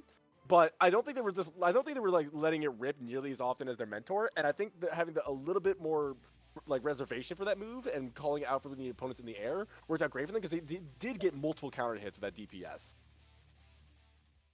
Yeah, yeah. I mean, that's the thing about, you know, I am, or at least I should be glad that Axten doesn't have a DP, because if he did, my god, I would never use anything else. The temptation would be far too great. Yeah, Geo in a similar build, her DP is basically exclusive for anti-airs. The only reversal we got on this match here is currently on DZ's side, but DZ's not really needing it with it on offense. Absolutely, absolutely. We're going to be moving in a lot of awkward spacing here, as both these characters kind of got to get in there in order to really get their good starters, especially Geo. But you know what? We got some spacing on Bike inside. That JS going to be a pretty decent start. We got some nice defense here on both sides, though. Good put him in the corner, plus frames. Ooh, okay, got a little greedy, but managed to come out on top. Good Anson there. Great trying to stuff baby bait the from first a DZ little bit. here. Oh, super reversal. Oh, but is they were that just gonna dashing. catch? Yeah, they were just dashing. The FD cancel it. Nice, and that's a nice, solid counter. Good starter there. We're gonna drop the combo. Wait, who cares? Oh, we might care a little bit though. I do really like from Disco Tangy here, though, holding onto that burst. You know what? Saying I'm low health enough, I'm not risking that. You know, if I die here, I die here. I'm saving it for next round. DZ just went from wall to wall off of pressure and combos and managed to get the wall break, and that was in a decent position. Unfortunately, you're gonna get wake up thrown the Guilty Gear Classic. Cool, but beautiful comeback nonetheless. Like, that was some very strong showing there. Oh, yep, Biken, some deceptively fast far slash. Actually, one of the best far slashes for round starting the game. I don't know how much you really get to convert off of it, but if you just want to win it and cancel your opponent's chances of winning it out, it's a really good tool for doing so. That makes a lot of sense. Absolutely. Yep, even that with his normals. Again, that's the thing that Biken has over Geo is these decent normals, but you know what? Geo's got this reversal super coming your way. Beautiful. Oh, and you're still stuck right back in there. Betrayed by your own tether, but never mind. DZ taking making good use of it. No! They had double meter. They could have easily confirmed that. Unfortunately, they use the gun, try to catch. Oh, but the DP oh, no! It's not invincible against the gun. The gun hits the ground. All right, that is DZ getting on the board. We are now 1-1. Yep, 2 points each for both teams. Again, Tangy really wants to shut down Team Biken now, especially with the massive lead that the Biken mentor Moon managed to establish earlier. The faster that Tangy can stabilize this and keep this going, the best it'll be for them in the long run. Oh, beautiful stuff. I see, bro. I'm in touch stars and comms. Bro, jealous to have to deal with Dizzy's 6P is a tragedy. They gotta give the girl something. It's messed up. It's horrible. Okay, I want Dizzy to be better, but don't get me wrong, because I want to play her. But also, I'm a bit more concerned for Unica's 6P. Look, Unica has murder buttons. You know, she has buttons. You're she'll not absolutely wrong. Run your day with. Dizzy has a bad 6P and a button that doesn't help her cover that situation. All right, Like she used to have to anti-air with close slash, and they took that from her too now. Ooh, nice counter hit from Tangy, and now we're basically even. Both have 1 bar of meter, both have no burst, and we're close back to neutral. Unfortunately, we're gonna get that hit that's gonna turn to a little bit of a combo. Gonna spin the meter, try to get the plus frames. There. But with the force slash, it connects. Roman cancel. Yep. We got the RC extension. Just make sure you finish it. Not able to finish it. But 6 pieces, make sure they don't get hit by the Johnson, and the 2S second hit. Beautiful low there.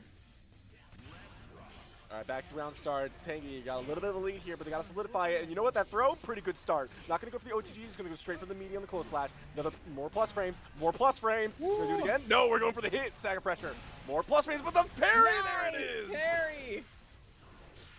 Nice 6-speed for the sitting here going, oh, you don't get to do that to me forever.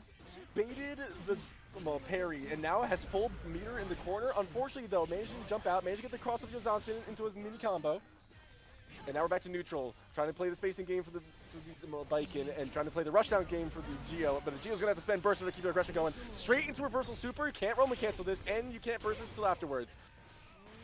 Nice throw to seal it. Genius! Burst bait. Good job, stuff. The only way you could have done that, stuff. the only way you could have done that even slightly better is by immediately Roman canceling and then going straight into a move, making sure they could never have the chance to burst. But you know what? You know that they were going to try to burst anyway. You might as well just go for it. Yeah, I mean, that would have been better from like a strategy standpoint, I guess. But you're on stream, you gotta go for the stylish stuff. It doesn't get more stylish than that. That was beautiful. You need to do the mental damage to make sure you can solidify this lead. Exactly. This tourney is about showing off what you learn. What better way to show off what you learned than pulling that on someone on stream? My God, that was beautiful. All right, we're gonna have to see though if DZ can actually recover here, because right now they're now down against the Geo player, which has been this has not been the case. Like the Viking team has been so dominating, especially with Moon getting such a strong start, that if DZ can't recover here, ultimately the Geo team will come out on more points, and that'll be a lot of points denied for Team Viking. Even if DZ can get one more win, that'll be a decently good situation here for the Viking team. But obviously, Tangy would prefer for that not to happen. Absolutely. Yeah, I mean, Viking team is going to come out of this in a fairly decent situation no matter what. You know, they've had a really strong showing so far, but the Geo team has a potential to really cement themselves here by gaining some points off the Viking team. Nice 5P trying to get the confirmation there, but unfortunately not going to go to the 6P, and now you're going to be dying for it. Yep. And a little bit of a mini drop there, and you're going to suffer the consequences for it. All right, back to the round start. Here we go. Going to go for the 5H counter hit. That's full starter for Giovanna. If they do this correctly, this is going to be a lot of damage. Yep, here we go. Super? Oh my nice! Clean! Into the super. Gorgeous stuff. Over half their health already gone. Oh, go for the throw, but not to be punished for it. We go back straight to neutral. Now, another really strong starter. Okay. Oh, they tried to bait it. Burst, good burst. Fast enough. Wow, surprisingly, Viking losing on the air-to-air situation there. But YRC going back to neutral. This is really awkward because, again, we got the good spacing on Viking, but the really fast dash from Geo, who's going to commit first. And Geo commits first and manages to hit it. And we got the OTG for the kill. Beautiful. All right, we're going to have to see if Tangy can clean things up right now and deny Team Viking some points. Unfortunately, though, for them, that cross-up your Johnson counter hit is going to force them to use their burst. Oh, great RCs here. Really nice stuff. Nice block on that overhead. That was tight. Very, very nice. Oh, there's the parry! Oh, the parry! Oh, is this going to be? Oh, reversal super. Good stuff there. Gets a real good chunk of health off DZ. No meter spent. They could have gotten it right there. And there's the Johnson. All right. At worst case scenario now, Team Viking got the second most possible points that they could get. Or, well, close to second most possible points they could get. They're still coming out of here regardless if they win or lose this, because thanks to the mentor, they are guaranteed to always have more points than Team Geo. But Team Geo obviously would like 2 more points for themselves and would like to not donate them to Team Viking. Indeed. And let's be honest here as well. You know, even though it is a points-based system, so you're coming out with points no matter what, it feels good to be the one to win the set. You know, if you're going in this, you want to be the one who gets that 3 for you. I don't want to drop my set in front of a bunch of people, like, even if I'm losing. No, I want to win that stuff. I want to prove I'm better. And we're going to see if they can prove they're better, but right now, DZ trying to show that they're better. Again, kind of a fight for pride at this point, but also ideally long-term points. Gonna do some awkward neutral here. Again, back to that whole thing of I got the good dash versus the good normals. And right now, the good dash is going on top, but this good normals are pushing them away. Ooh, beautiful stuff there. All right, gets the burst out of DZ. Discus really playing. You know, we were seeing in chat the mentors discussing sort of the mechanics of exactly what this matchup feels like. Oh! Reversal super! It's okay! Super. Alright, we gave a burst for that interaction, which does kind of suck, but at least we can come out of it dead. But you might come out of it dead here if they do this right. We got that conversion. Unfortunately, going to drop the close slash. Nice dash under the 2S side swap. Holy crap. Gotta be really careful here. 6 speed. Moment cancel. No! Amazing. Amazing. Oh! Oh! Oh, no! no! Scrapping now! Oh, so much went wrong there. TMD, unfortunately, they had it. But you know what? They're going to try to bring it back with that counter hit 5H. Unfortunately, not going to get the cleanest of hits, so it's not going to be a wall break. Unironically, I need a cross stitch of Dominating Moon's comment in chat right there. Block like next mix-up kills, mash like it's first to 50. I want that to be the you know, where you would have like the live, laugh, love or whatever. That I just need that instead. Nice. That's beautiful. Good stuff there. Beautiful super.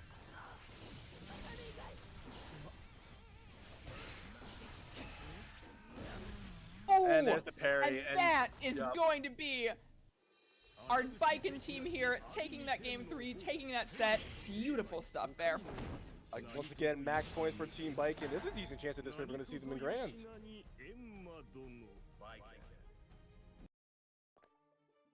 Really, really beautiful. Yeah. Biken team has been putting up a great showing. Really, really strong. Have to imagine they are the people to beat in terms of points right now. But Giovanna, amazing stuff there. Like, really, really good showing as well. Absolutely cool to watch. Yeah, given that we've not seen Team Biken not get max points so far, at least on the team, I forget what happened on in their behind the scenes games, but currently I'm pretty sure they are currently winning points. But I'm pretty sure we can pull this up very shortly here. Absolutely. I will say, once we're done viewing that, the next matchup that we will eventually get to watch is Bed versus Nago. So Bed, we're going to be seeing Team Bedman for the first time. Team Nago will be returning back. So it's going to be probably some zoning versus big normals. I imagine once Bedman gets away, this is very annoying for Nago. Yeah. Yeah. Bedman is not a zoner TM, but when you are fighting a character like Nago, I think most people become a zoner, at least a little bit, you know? And Bedman does have that sort of projectile spam ability, which, even if it's, you know, you can argue whether it's a, like, in a vacuum, a strong strategy, but it is a strategy that puts a ton of the mental stack on your opponent, and that, I think, makes it strong in a lot of situations, especially in this sort of stream setup kind of thing. Agreed. And to be clear, if you are not willing to at least play somewhat lame against Nago when they got high blood, you're really doing yourself a disservice, because that's how you beat him in that state. If you're not willing to sit there, hold down back a little bit, and zone him out while he's like struggling for his life, look, the Nago player chose to play Nago. They know what they signed up for. Bully them for it. So, and Bedman being able to do that with the like enhanced specials should again, all the Bedman needs to do is wait for Nago to get high blood, and then just play lame. Don't get bored. Getting bored is your worst enemy in this matchup. Absolutely. Absolutely. And I touch stars in chat. Bedman's is the drill that will pierce the heavens. Believe in the you that believes in bed, etc., etc. That took a year off my lifespan. Anyway. Hey, you gotta appreciate peak. You gotta appreciate peak. Is this peak? Is Bedman Logon? Hell yeah. No, okay. Bedman is peak. Bedman is peak. Don't get me wrong. What? I love me some Bedman. I'm really excited to watch Bedman matches. But I'm talking Gurren Lagann here. Great anime. I hate playing lame against Nago, but also when I play cool, I lose so hard. See, that's what I'm telling you. You need to be willing to be a coward, okay? Yeah. You need to be willing to be a coward and just play lame.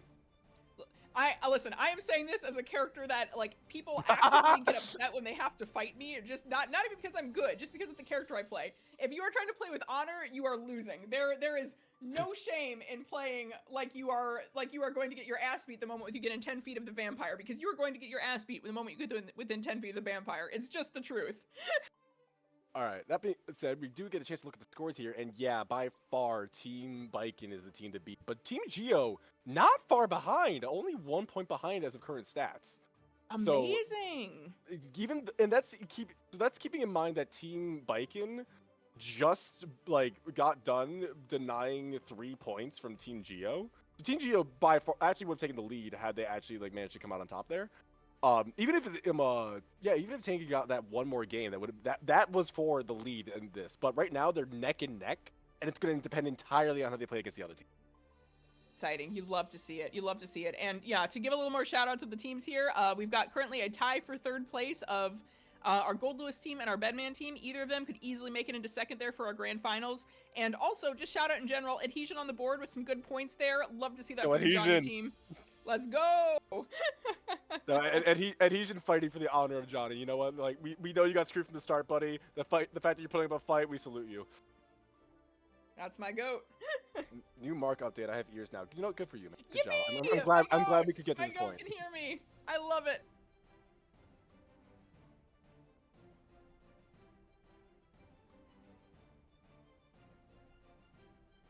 I can play. Are we gonna get a final boss round on stage? I've not played in a hot minute. All right. We have a bit of time to kill before our next matchup, so I will now be getting the honor of commentating some more Emily gameplay. This is a very exciting time for me. I love getting to commentate. I'll be right back. I gotta take care of something. We got time to kill. It will not be long. I promise. It's a quick thing. Absolutely. I'll mentally give you time, M, to try to beat me. Good luck. Hello, everybody. But Emily, my goat, I'm so happy to be on comms with you. Yeah, we got a replacement in, so we're just waiting for. I'll join on my pot to fight. No, get out of the lobby. Don't come near me. But yeah, we got a few minutes to just wait while I believe the Naga and Johnny set finishes up. So awesome. Yeah. And Julie in chat was saying the butt aura farming Jorts. And Julie, I gotta say, one zoner player to another, when you're on a zoner, you can aura farm that only the other zoners will appreciate. When you play spammy and when you play like quote unquote lame, I'm sitting there going, yes, this is the best gameplay ever. This is so hype. Doesn't matter if anybody else doesn't appreciate it. The zoner's no game. Okay, I'm just gonna the little text that says we're in intermission. Okay, so everybody knows what's going on. Yippee! We'll put in. Graphic design is our passion here at ANC. It is not my passion. I am back. Hey. Listen. Even if you know where Mark lives, you have to wander out into the cornfields to find them. It's not as easy as it sounds. You like. There's some shit lurking out in those cornfields. You are taking your life into your hands. Mark can summon the cornfield spirits. They have power over that. None of the rest of us are going to be okay if we start a cornfield fight. That's true. I can confirm. You're up against the zoner wall, and I am the wall. Real and true. All right, here we go. We are going to get Emily on the Geo versus Kai versus Axten on the Kai. I almost said Kai on the Kai. You really do embody your character, Axten. Pure white bread. Oh, but good starter pressure here. Emily just, but amazing grab there. You love to see it. Axten throwing out that electricity, getting Emily into the shock state, taking advantage of that here. One of those things that can be very, very scary. You know, like Kai shock state, it's kind of, in my opinion, a little bit underestimated as a status. You know, people tend not to take it very seriously. It's not seen as like, in my opinion at least, it's not really respected as the part of his kit that it is. But it can really do some good stuff for Kai. Oh, amazing super there. Really beautiful. Why are you alive? Piece of meat. Nice. Fair enough. Ooh. Didn't even get to finish it. Wants to place bets on will we see Stunt Super RC? You will. Ukyo, there is not a chance in hell I would have ever taken that bet. I know Axten well enough. Oh, you bet that. If I'm not doing it, it's something wrong. The moment the game starts. Nice. I got pinged. Surely it's fine. Ooh. Strong starter there. All right, we are going to get to see a wall break. Love it. Beautiful stuff there. Very, very clean. Oh, good call it there from Axten on that RC attempt to get the overhead. Oh, love that grab. My God. Yeah. Yeah. This is gonna have to make up for the now lost stream of yesterday. I got to commentate some beautiful Nice. Emily gameplay on that, and unfortunately, it has been lost in the ether. So today you get to see this instead. Oh, you don't have it set. Yeah, that makes sense. I was ready to get straight back into it. Yeah, no. It's always been like this. You've literally been commentating I it know. like this for. I'm aware, right, but how it is when I commentate and how it is when I fight somebody casually is completely different. Wait, what's this with bubble wrap on the mic? I'm sorry, I'm not getting it. Oh, is it me or? It's probably me. Okay. I don't know. Oh, it might be me because it might be hearing my lever. Oh no, that's my Oh, yeah, it might liverless. be buttons clicking. Oh, gotcha. Yeah, we're doing an ASMR stream now. We're changing the channel direction. Pardon me while I sort of like click my microphone a little bit.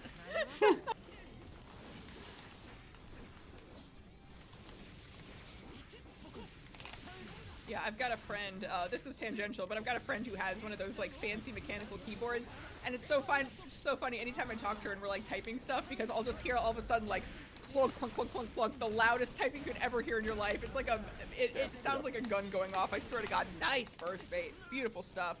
I just wanted to BRC. I didn't want to RC. Better see that. Put Edgar on and let him calm. Oh, you better believe right here. Yo, put the Edgar on. That'd be peak. Eddie, baby. Eddie, baby, you wanna come here? Yeah, I'm gonna show you some fun. Alright, I've got him here. If he had eyes, I'd be showing him some amazing gameplay right now. If only. If only. How do you keep the mic from picking up the taps? Great question. Change Discord settings. Well, it's not Discord because it's picking up through OBS. Oh, interesting. Well, Yeah, a lot of it's just due to like to a certain. There's only so much you can do. A lot of it's the positioning of the leverless, like how you're holding it, where you have the mic, and then also you can kind of like, what's the word for it? You can filter out some of the sounds if you set like your ranges and stuff. But to a certain degree, like there's only so much you can do because it is just like sound that is going to be close to your mic inherently. Nice. yeah. So, OBS is built-in noise suppression. Oh, that's crazy.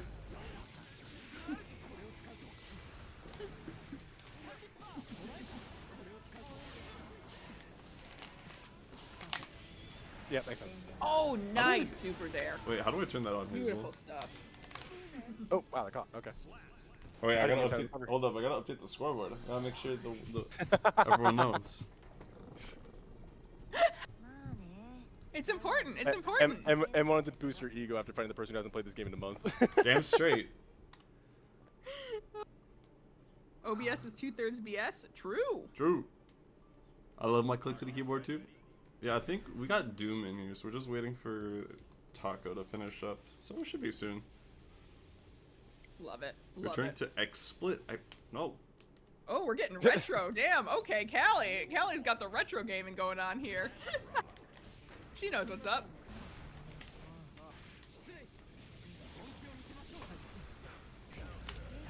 Oh, good starter there, but gets the burst out of Emily. Nice 6P there. Beautiful stuff. That is going to be Emily in a very, very scary situation post-wall break here. Axten got a lot of health, still got his burst going for him. She is Nice. building that tension, though. Is that going to be able to catch that? It is! Good stuff. Giving her a chance to go on the offensive here. I'm not used to being nice to you while we play. It is usually a lot of back and forth shit talking. Yeah. Okay. Hey, I thought you would press. You never know. Callie, I regret to inform you that's a lie. She isn't. You are in fact small. 2 years is a lot more time. That's true. Thank you, Gio.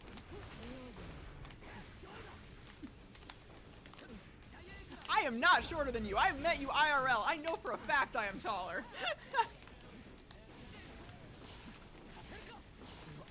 Callie out here slandering me. My height's the only damn thing I got going for me. I can't lose that.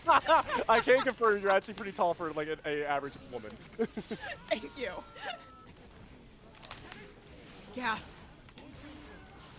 Callie, you're literally a rat girl. That's the only proof I need.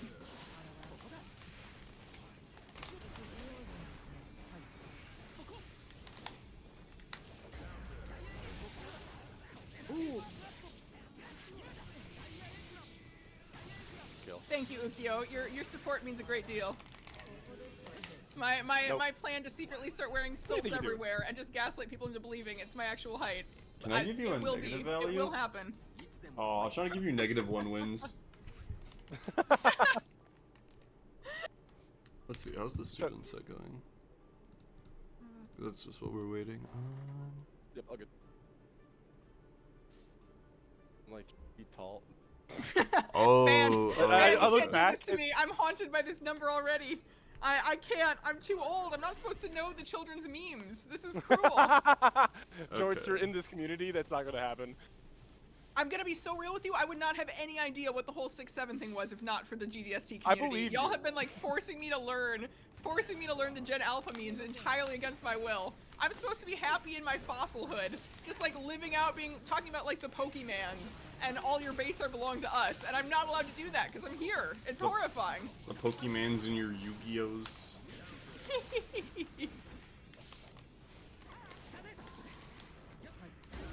I love pressing. Thank you. I appreciate it. I appreciate your donation to the Kai cause. Yeah. I'll take that. My soul is not holy and pure. If it was, I would have won that.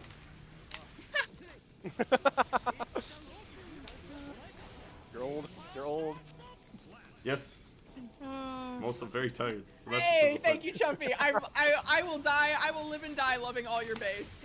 Nothing can make me abandon that meme. All your base will belong to us. It's true. Callie's, yeah, I stand by it. The most horrifying thing of aging is going like, oh, my back hurts for no reason now. This is, why is it doing this? I don't understand. Ah. Jump. Leroy Jenkins. Why are you just mashing 2-count wake up, bro? Why not? A meme that I must remind everyone is older than Seidekamedes, to my eternal fear. No. You did not need to say that. Ooh, I know. I'm sorry. That's like bone hurting juice right there. Oh, I'm wait, once again not pure of heart. But you're Damn old. it. Oh. I can't believe that traded. Oh my gosh. You know what the best part is? I think they're here now. So if you win, we'll never know the end who wins the set. Okay. Unfortunately, you gotta leave here. Emily, Oh, take man. it home. You're only like half a decade older than me. Thank you. Oh, damn. I press. Good up. Ban, I am now terrified to ask your age. I'm not sure what the more or less frightening answer is. I don't think there At what is. age does it become more or less horrifying for the classroom to start shouting 6-7 every time they see a ruler?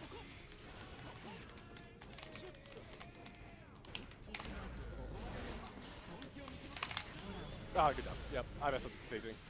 60. I'm midway through my fossilization okay, process. that makes sense. Good job. You're older than me by like Well, a and there we year. go. You're All right, that is going to be a cool 3 points on the board here for Emily for her imaginary team. While poor Axten is only going to go away with 1, but he still is on the board, so we'd love to see that for both of them. Good stuff. Good stuff. Boss sweep. We're both A and C. Boss weep. Bob weep. Alright, and so we'll be on stream for Marvel tomorrow, right? It was nice talking to you all. Goodbye. Ooh. Yeah, and that is extremely fair. I touch stars. For the record, I do not actually feel old, but every time I talk to one of the teenagers in this server, all of a sudden I feel it. It's like, oh right, y'all, you were in kindergarten when I was. No, you weren't born when I was in college. That's terrifying. Oh, teenagers would be born when I was in college, but. So how did it feel figuring out how old I was? Horrifying. Oh, it's always horrifying. It's always horrifying. No, you want to know what? I'm gonna drop the Emily lore for a second. The most horrifying experience I had was talking to Emily, chatting with Emily casually, mentioning my age for the first time, and having her like literally unironically go, like Emily, we are not that far apart in age. You are not that much younger than me. What was the horrified gasp for? I God did damn that? it. Wait, I did that? Oh, I feel so bad. I'm so sorry. Oh no, dude, I am very much joking. It was extremely funny. Oh, okay, It was okay, hilarious. Because I don't remember doing that. I knew why you were so shocked, but you were. It was the funniest thing.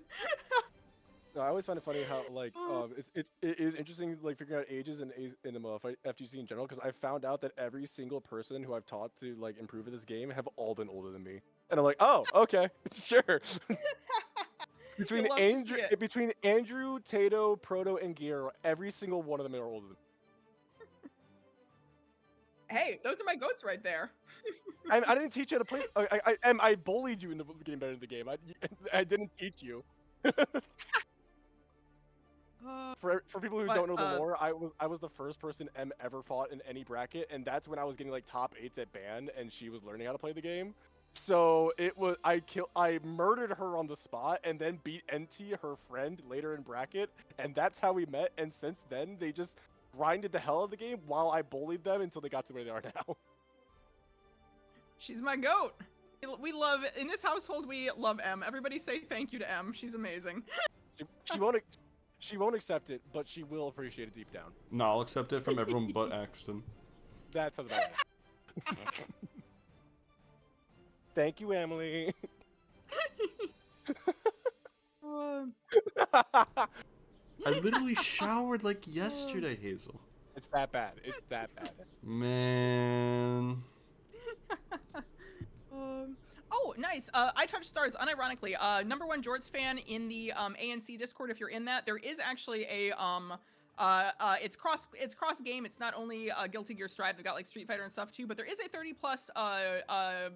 FGC server that's actually pretty chill. If you want a link, I'll DM you a link if you're interested.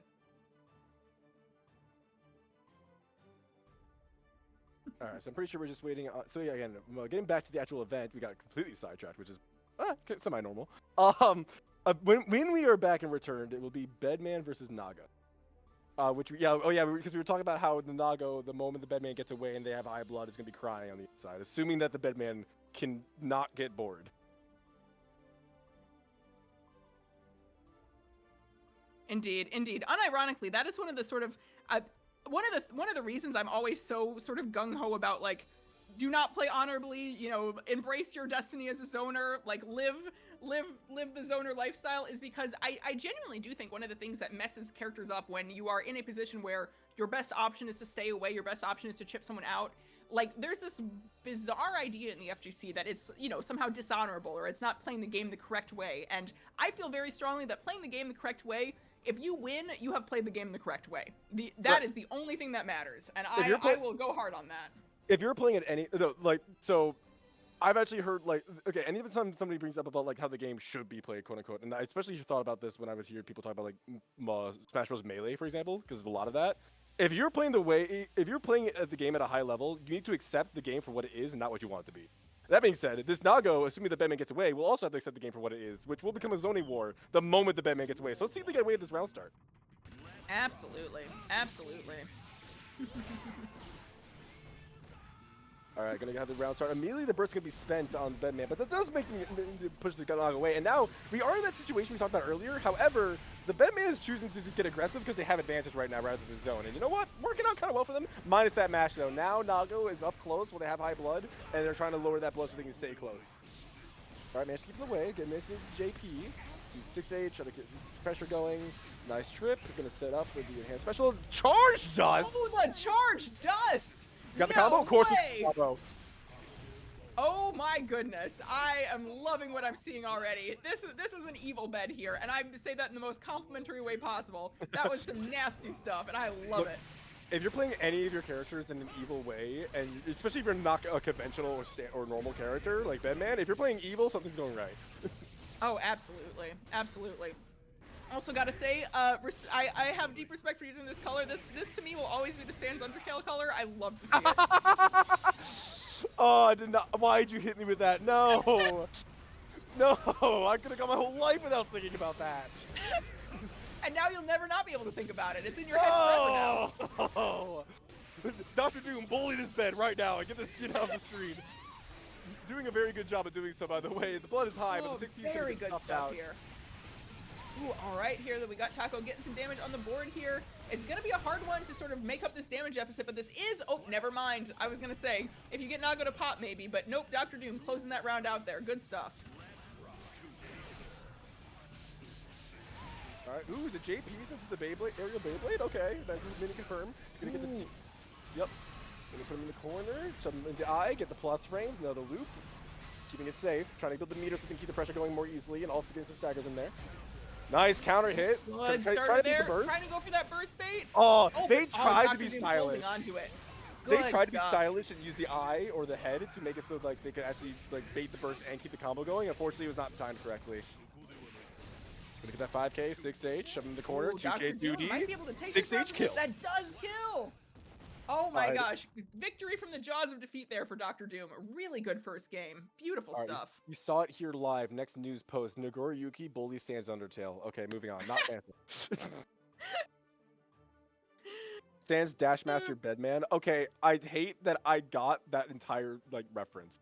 I hate see that I can tell that you've played about Hollow Knight because that is the only way you get that. I'm upset that I looked in chat, saw that, and immediately understood. Getting back to the match.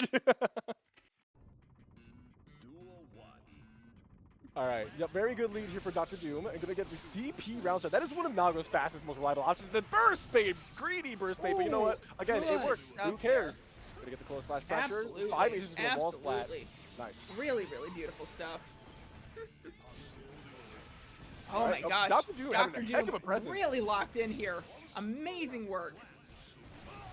And this is an especially scary situation for the Bedman team now because, you know, they were one of the ones who were in 17 points, sort of that tied for first right behind, or tied for third right behind second place. So they're wanting to grab every single point they can get. And every, you know, so it's not even so much, you know, they don't want Dr. Doom to be able to gain points, but they want to be able to gain points themselves. You know, they want the 2 or 3 here, no matter what, because that's points they would be getting to go in those overall standings. Nice close slash counter hit. Gonna get a full combo here. Shove him into the corner. That is gonna lower the blood a little bit. We're gonna jump in instead of food killing. Again, optimizing that blood. Good Making starter sure that there. we can use Gets it. the Now we can burst actually back, use but special are moves they gonna again. get a chance to use it? Ooh, big combo here from. Yep, looking good. Nice. Okay, I see you. This been popping off. But unfortunately, the virus is gonna put on top of all that pressure. Absolutely. That was So we're gonna get back beautiful, into it. though. All right, all Nice. right. Nice comeback. Okay. Nice. Good. That was stuff solid there. from Taco. Okay. I see you, Taco. Carry on. My bad. All right, burst immediately going to be used from Dr. Doom. They've seen what Taco can do with very few resources. They don't want that happening again. They want the momentum on their side. That is what Nago tends to do. 2 H's stuff them out of the air. Oh, nice. Ooh, moving into there. JD. Got the throw. Also, Nice. Very nice. Very nice. Side note, welcome in, Genmu, my goat. Good to have you. Nice overhead. Got the counter hit. Again, Taco, very good situation here. Unfortunately, not going to be able to Beautiful break the wall how they want to, probably. But now gets the meter for this conversion, which should kill, especially as it has 2 bars a meter. Yep, just keep it simple, keep it easy. Nice. Good recognition of the Nice. situation there. Great stuff there. Great stuff there. Taco getting on the board, tying it up 1-1, and as we were talking about, very importantly, grabbing some very important points for Team Bedman in this moment. True, true. Again, these are the mentors, so these are only worth 1 point. But again, getting 3 points for your team is a big deal because that's like half the points that your student could get. Like you're carrying the weight of half your student if you manage to win this. Absolutely. Absolutely. Keep it simple, stupid. True, kiss method. We love keeping it simple. I live by that method, honestly.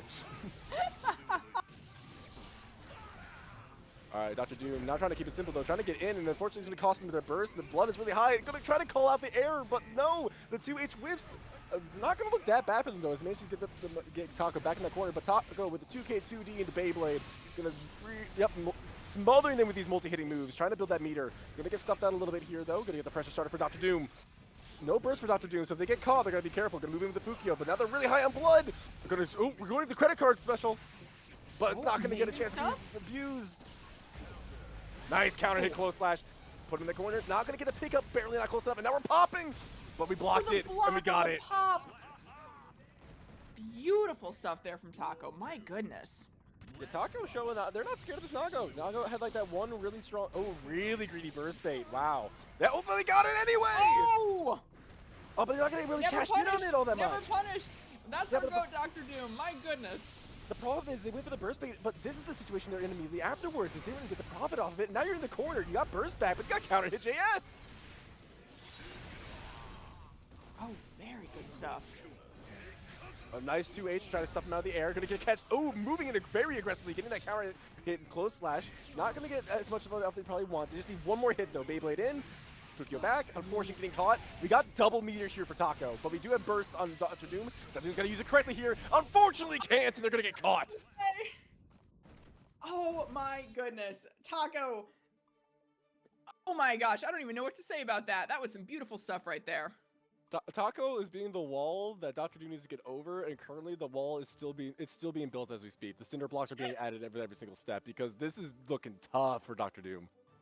It's not a wall of cinder blocks, it's a wall of mattresses that are piling higher and higher. Oh my gosh, it's fluffy and it can absorb the hits. No! Alright, getting back into it. Taco just needs to win one more game to deny the Nago team 2 potential points, which would be massive. And a big, like, you know, weight off the shoulder for the student if they can solidify this. Absolutely. Absolutely. That said, Dr. Doom, Big someone counter who's hit! seen before in these, scary player. Oh! You know? Oh! This is so unscaled. Yeah, that did a lot. Ow. Ouch. Moving with the Fook, with the clone. Not gonna get much off of it though. Another Oh, Fook we're kill. seeing You're some close to needle pop. Yep, again. there's the pop. I knew it. Oh, there's the pop! Oh no! The problem is, yeah, Taco has been bursted to get out of the situation because the electricity from the enhanced special actually made it so the pop animation stopped. You still get the round, which is mostly important, which is the most important thing, but now you're down a burst that you otherwise could have kept. Indeed, indeed. And Dr. Doom absolutely going to capitalize on that situation. Gives him an opportunity to not have to play quite as cautious here, not have to worry about those burst baits for a while longer, which is very, very valuable. Yeah, we've seen burst baits on both sides, but you know what we've also seen all night? Wake up throws. We love them, we hate them, we love to hate them. Putting them back in that corner, add the blood relatively low here because we're not using any specials. Trying to do the spacing game. Now we're going to use clone, but now that puts you right in the corner. Gonna use the credit card special. We're going into debt. Okay, no, we're opting to just stand clear. Nice 2H. Roman cancel forward. Nice 6H. Keep Beautiful it simple. there. Keep it simple. Beautiful, beautiful, beautiful there. All right, we are still on set point for Taco here. One more round, and they are going to be taking this whole thing for them. But Dr. Doom, as you're seeing from that round there, extremely not out of this. Whips on the 2H, unfortunately, that's going to lead to a conversion for Taco. Really good situation for them as they shove him in the corner. That backdash going to get caught. Not going to result in a wall splat, but really close to it. And look at that blood, too, for Dr. Doom here. Puts him in a terrifying position. 2H. Again, these normals are massive now that he's got high blood, but not for much longer. Actually, no, you're going to keep him a little bit. That Beyblade solidified them for a bit. Not close enough to popping, though. We got to be very cautious on the Nago side. Bedman, I will notice that, like, Taco could play this lane, but I think Taco is just feeling themselves right now because they're getting up in their, and they know that Dr. Doom loves to press. Has been landing these counter hits the entire time. But honestly, with how this is right now, playing it safe might have been the play. We're going to cash in the credit card super. Nice. And Yeah, the I think playing lane grab! would help. I think that Dr. situation. Doom taking it 2-2. Yeah, and I think they got that chance because, again, Taco's getting in their face. We talked about earlier how, like, Nago can really struggle when the opponent plays lame and they got high blood. And Taco's been making it work, but every time Taco's been going in and getting aggressive.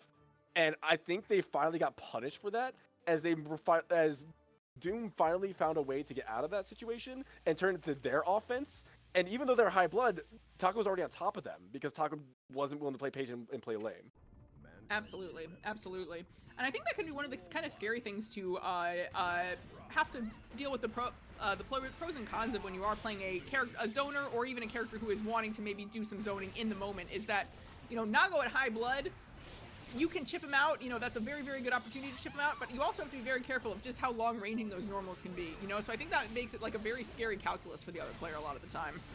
Yep, right now, Taco again showing no fear. Does have 1 bar of meter, but the double bar of meter on Dr. Doom's side is going to use the wire C. Fukio in 2H immediately. Oh, it could have baited, but didn't commit. But you know what? The JS is going to do it anyway. You got the burst anyway. Yeah, that hero burst. That's I don't know what's really heartbreaking. advised. That can, like, again, this is all over 1 point, but 1 point matters when you're trying to get into that top level of this tournament. And yeah, I don't know if that was a really great decision from Taco because now Taco's down a burst and down a round.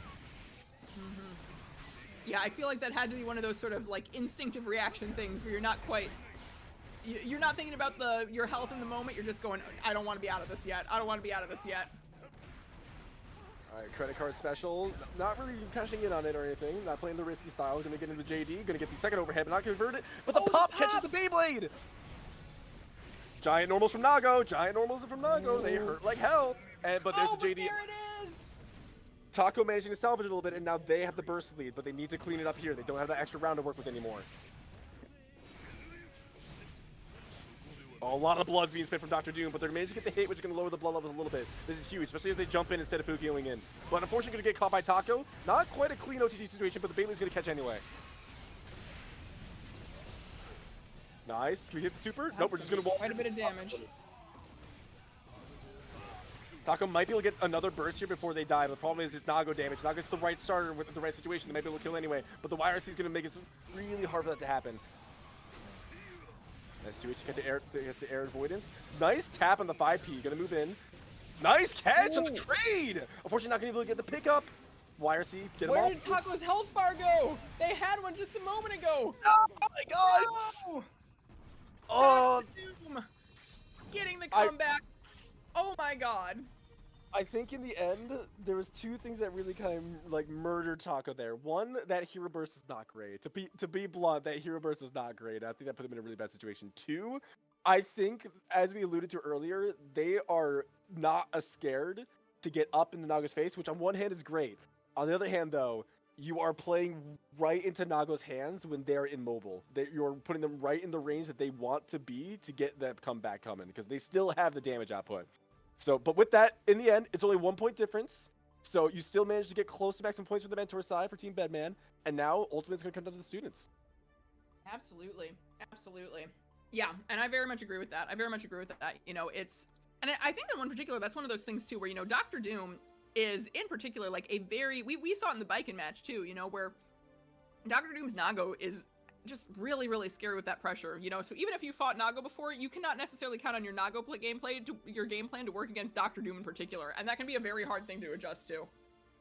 They were getting very greedy early on with their button presses. That, like, we saw how many times they got counter hit was ridiculous. But eventually, I don't know if it was Taco that changed their offense or if it was Dr. Doom changing when they pressed buttons. But eventually, they started getting better and better at turning that defense into offense.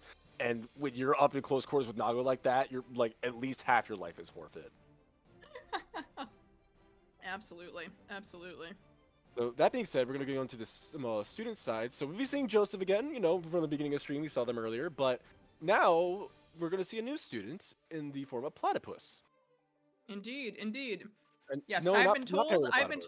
on a previous tourney that I was commentating for that the in-game display name stands for Sir Platypus the Seventh, but I do think of Splatoon every single time, which I'm gonna be real. Positive association. Love me some Splatoon. All right, yep, we got the students on here. We just need to make sure that they get started, and then we're good. Excellent, excellent, excellent. All right, and yeah, this is going to be a very interesting one as well, because, you know, as we were seeing from that mentor match, you know, our Bedman mentor, Taco, was very willing to sort of press that distance to sort of fight face-to-face with that Nagoriyuki there. And I think especially in a beginner intermediate level, you know, when it is a Nagoriyuki player who is still learning that blood gauge management, who is still learning the dash block, still learning the get in, and like, you know, really working on all of those things, it can be very, very beneficial to sit back and needle and needle and needle and go, okay, prove to me you know those, you know, because I'm not going to change my game plan until you prove to me you can beat this. It gets even worse because Nago can't actually dash block. He has to. Yeah, oh, true.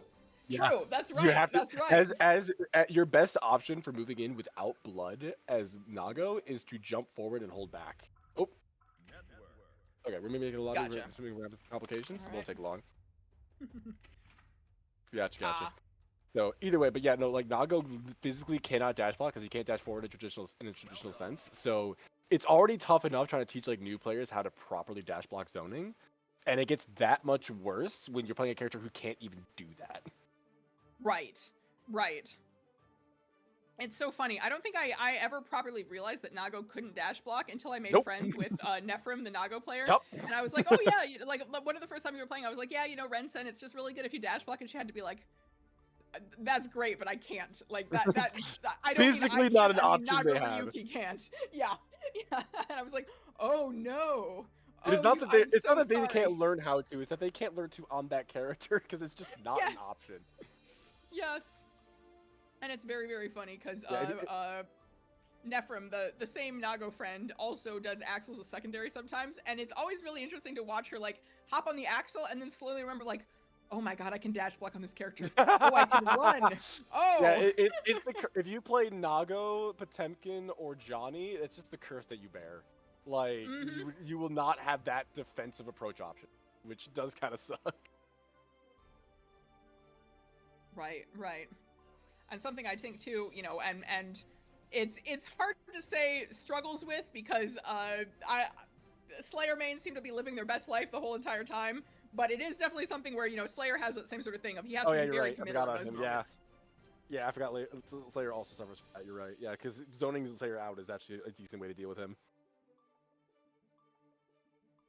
All right, so lobby remade. Should be getting this going very, very shortly here, chat.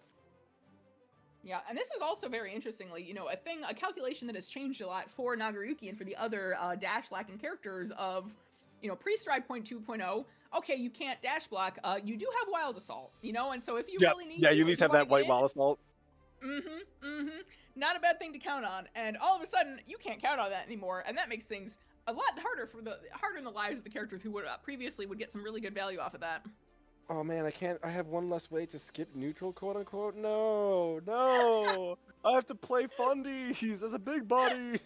Yeah, but realistically speaking, he does have ways to get around the zoning if he has like lower blood, so he can actually Fukio around them. Because I'm pretty sure I saw a time or two where Naga would actually Fukio forward and go under the pin, and that worked great.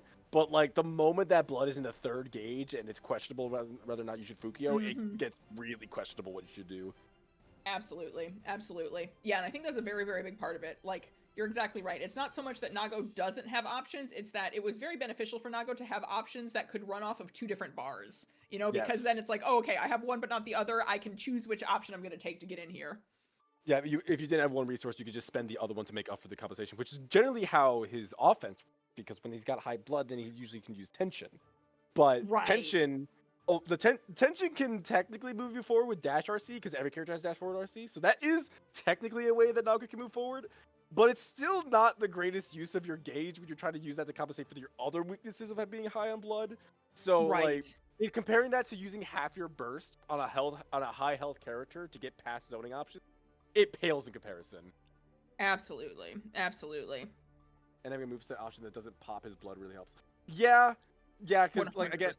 Because again, like that was another access to move that didn't result in him getting punished, which, yeah, it was definitely helpful. Like, I don't know how much he really need White Wild Assault because he was still a strong character. It's more so like he has that one weakness against zoners when he's in a certain condition. At round start, he's fine. If he gets that hit at round start, which is pivotal for any character, he's gaming because he can just try to keep him in the corner and then try to allot his resources accordingly so he can get the hit. But the moment you're in neutral with high blood and then your opponent has decent defense, I know that every Naga at some point or another wants to cry it. Oh yeah. Oh yeah. And honestly, I feel like it's really interesting, and I mean that in a very good way. Like, I think it was extremely good timing that they released Nago's new move, his credit card, at the same time they took away White Wild Assault, you know, because genuinely the idea of having to fight a Nago who has access to White Wild Assault and the ability to freeze his blood, that sounds very, very scary, you know, but conversely, giving Nago no access to White Wild Assault and also no way to, like, emergency go, okay, I need to use blood and I can't afford to pop right now, that really would have hurt him in the tier list. So I think the credit card, like, it's a good compensation for losing that, you know, that really keeps him in a place where he's not suffering too badly. The only middle part is that it's got a decent amount of sort of frames, and I'd be hesitant to use that thing in neutral. However, if you can get it off and against a zoner, which good luck to you. If you got it off against a zoner, you earned it, buddy. Good job. That it's definitely one of those things. It's one of those things where I've seen it, you know, and I'm very much a mid-level player myself, so I don't know if this is a thing that would ever happen in a high-level match, but I have seen it a couple times in mid-level matches off of, you know, like, oh, okay, you have to burst, but now the zoner's full screen, you know, they're about to start zoning me. All right, I'm gonna pop this and go in, you know. No, if you want to burst a zoner, you always want it to be like when they your offense, so you shove them back in the corner, you don't lose any. If you do it in mid screen against a zoner, like, it's always like, okay, sometimes I have to, but it still kind of feels bad, man. Right.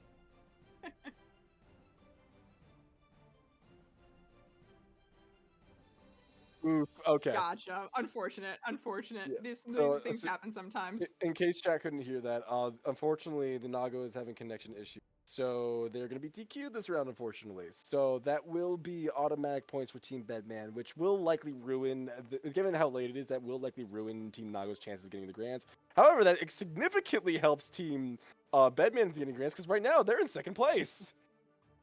You love to see it. You love to see it. And it looks like Team Geo has actually overcome Team Biken, which is massive because again, Team Biken was the team to beat earlier in the tournament. So, and they're not only have overcome them, they've overcome them by an entire 5 points. So, it's not a small feat that they've overcome them by. I gotta say, shout out, and you know, I don't know if the scores are in full here. I think some of the students might still be playing their matches, so I think this has a potential to sort of like shake up depending on how things happen. But I gotta give a shout out to Discos Tangy for those 22 points on the student side there. That's a really impressive score, and that shows a lot of like, you know, you've been learning some stuff. I love to see it. Especially since not to call the mentors, but realistically speaking, minus the mentor that currently isn't here, the Journey currently has been struggling against the other mentors and has a lower score in comparison, which means that they're in first because Tangy is popping off right now.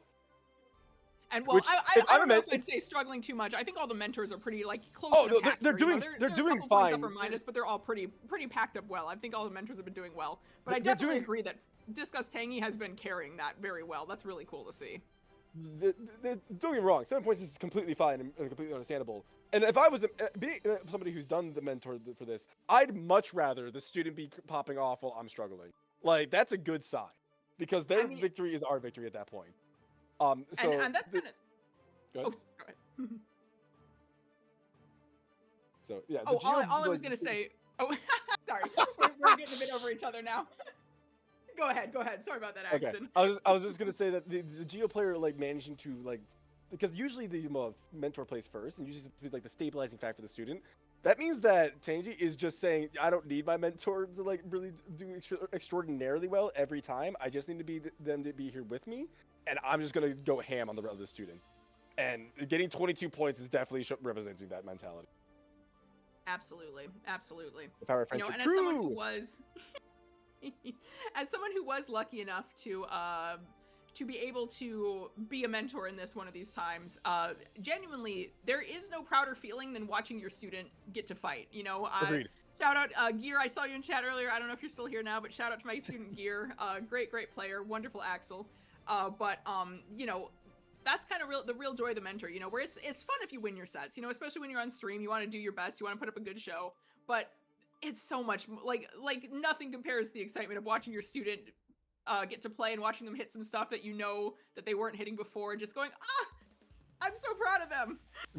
All right, that being said, speaking of the top 2 teams right now, we're gonna have a bit of a feud right now because this is a big opportunity for both teams. Both teams can try to deny the other team because both of these teams, Bedman and Geo, this is our next matchup, by the way. We got the mentors fighting right now, but both of these teams again are the top 2 teams right now. And so, if whoever wins this is going to basically solidify their chance in the grand finals, right? However, the goal of the winner of this is to deny the other team as many points as possible, because if you can do so, you can deny their chances of grands and deny them a chance of the run back. Absolutely. And Fajuri's getting off to a strong start, trying to really represent Team Geo, saying, "I'm not asleep. I can play these mentors," and really trying to solidify that lead. And you know what? The counter hits are good stuff raining in. Beautiful.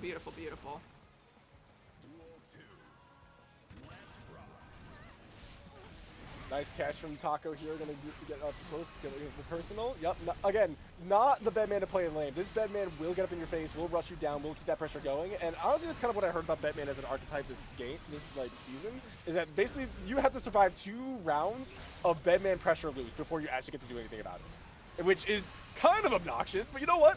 Again, it's Guilty Gear. Obnoxious is the name of the game. And double meter on that counter hit, yeah, you're not dead. The explosion broke the wall before you got the chance. Beautiful stuff there. Oh my goodness. Really strong showing from Taco there. Lovely to see. Yeah, Fraternity had a really strong start there, but Taco's saying, I'm not out of this. I want this win. I want this early lead. Right. Fraternity looking really strong right now. Gonna mash out of it for Taco, but Taco now very negative because they have no meter to protect themselves with the Beyblade. Gonna have to spend burst to keep themselves safe to set. Absolutely. Oh yeah, and just answering a question in chat by Chumpy, what happened to the Bed Nago students? Unfortunately, the Nago is having some connection issues, so we had to go to DQ on that one for the round, just because it was, unfortunately, just not a connection that the two were going to be able to play on. Oh, nice 5H, but not able to capitalize off of it. Nice. You're going to have to spend the burst now because you were able to get that confirmed, but you're going to have the meter to keep yourself safe as well. Meter spent on both sides, just trying to really cover their weaknesses here. Going to get in with the spiral arrow, start the pressure, keep the roaming cancel. Nice tap dust. Beautiful dust to finish that off. Incredible geo pressure there. Sleek as hell. Love to see it. Fraternity trying to really solidify. Again, that's already 30. Like they are. Fraternity's trying to just make sure that the Geo team has the 100% confirmed entry to Grand Finals. They do not want the Bedman team to beat their opponent, and if they can keep this up and not drop a game, then they might actually have a chance to fight like the Biking team, depending on how the points line up. Indeed. Also, gotta shout out.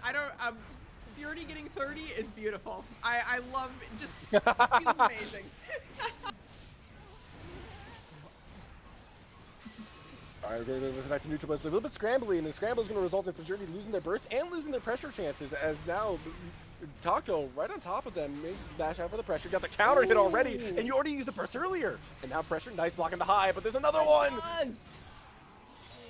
You got full meter for Taco, and we're going to have positive bonus, so I went up, yep, there's immediately, nice tap to make sure you beat up the 5H. Nice. I think this has got to kill. Oh no, not quite, but nope, oh, not the quite. reset, that'll do ya. They probably could have killed if they spent the bar, but I think they just wanted to go for the reset because they have such a substantial lead. You might as well make sure, like, if, in the event that it doesn't kill, you're down a resource. Right. Absolutely. Push him in the corner. Fraternity trying to really get out of this bad situation, but they're going to get caught with the air throw because of the exploding head. Gonna get the grab. Good grab there. Hey, welcome in, Andrew. But yeah, beautiful stuff. Good pressure here. Taco is just nice 6B. Counter hit though. Gonna get the throw, get the pressure started. No spiral arrow. He's still gonna try to do the frame kill, but it's not gonna quite work out because they're mashing. You have to understand that Taco's been playing with the greed of a rushdown character all day, and even wanted the greed for the gold burst, but unfortunately that was not gonna work out for them. Nice instant block FD. Oh, right, did the burst stop the tap dust? Nice air tech. Amazing throw tech. Love to see it. 5H. Okay, got the 5K starter. Gonna put him in the corner ideally with this pressure string. Nice counter hit. That's big for Geo. Gonna do the juggle. Yup. Put him in the corner. Not able to get the kill, but able to get some. Able to get positive bonus. And then get one bar and hopefully confirm this kill to be massive for him. But who cares? We got DPS. All right, we are getting round 3 here. Gonna start with the 5H. Not gonna play that counter hit that they usually want. But you know what? We're just gonna get a decent start into a setup. Gonna get the enhanced spiral arrow. FD not keeping Geo off. Run up DPS is gonna get you in trouble. They're gonna block the overhead, but not the second one. That's gonna result in the combo. Put them in the corner. Yep, fully in the corner. Now it's time for Bedman pressure, assuming they can survive the corner situation here. Fraternity does have meter if they want out of the situation, but try to be patient with it. Yeah, they're gonna get counter hit as they press the button trying to get out, but not able to get the full wall splat. They're gonna go for the reset after reset. Explosion. Charge dust! They hit the animation! Dust! Oh, that is the Bedman special right there. Put so many particle effects on the screen that you can't tell you're about to get charge dusted. That's some nasty work there. Incredible. Percy, the scores are currently, we're very late into the tournament currently. I believe Team Geo has 30 points, and I believe Team Bedman currently has like 20 something, like 23 points maybe at this point. Basically, these are the top 2 scoring teams, and we're trying to find out who actually will get to be in grand finals, if not both of them. Mm-hmm. And I should say top 2 scoring teams, but Bedman team currently, from the last we've seen the score, is like a point or 2 ahead of Biken team. So Biken team, very real contender for the top spot as well. Correct. So Geo team is probably the most likely to get in the grands, assuming that they can, even if they don't win this overall set with between both the mentor and the students, if they can just get enough points to get in the grands. But in order to win the whole thing, points will no longer matter. So you're gonna have to figure out how to beat this Bedman one way or another, assuming they get second. Nice stack dust, but not gonna have the meter behind it. Gonna get 5H. Nice. Okay, yep, checking a lot of frame traps here, but unfortunately you get caught in their approach. In the corner, explosion after explosion, keeping the pressure up. YRC to try to get out, and trying to use that meter, the resource that isn't burst, but unfortunately it's not going to be enough as you get killed by the bed. Beautiful stuff. I feel compelled to start clapping. I don't know if y'all can hear it, but I've been like quietly golf clapping at the end of the rounds here. I've already clapped for multiple plays today, like you're good. Yes! Sometimes you gotta. It's just Nice it's run too up, beautiful yes. not to. Nice pickup there. That looked like a janky combo, but you know what? I put him in the corner, and they obviously know better than me. So they just get I the mean- dash block there. Fury got some absolutely amazing corner carry off of it, you know? No Can't way deny that it's hit! effective. Whoa! That was an anti-air 2D, excuse me? Didn't get much off of it, but like, I mean, you got the burst, I guess that's huge, but like, you're still down around. You need to turn this into a win quickly. Gio got that dog in her. I mean, she got that dog around her, but... Sorry, that came to my brain way too quick. I love that. Oh, good gold. base. Another 2D, but not able to get to capitalize off it. Gonna get the throw. Nice We got grab. double meter now for Gio. Oh, missed the throw, but we got the hit anyway. Not able to convert though, because of course Gio 2K2D doesn't Gatling. Okay, how are we gonna handle this situation? Oh, the DPS tapped us. There's the Roman cancel. That is You going get simple? to Got it. kill. Geoduss is interesting. Beautiful. Geoduss is interesting. Yeah. Yeah, in that situation, I don't know. Yeah. 2D is a heck of a button. I love how everybody will complain about Geo 2D, but like Asuka. Nobody complains about Asuka 2D because nobody knows which of Asuka's moves are which. I guarantee a significant portion of the player base does not know that's his 2D. I see it every time, Asuka players. I'm not blind to your antics. That being said, Taco taking a lead now for Team Bedman. This again, points matter here when you're trying to deny the top team their points. And also, Bedman's team in general is just to get as many points as possible, so the biking team don't overthrow them. Absolutely. Absolutely. Yeah.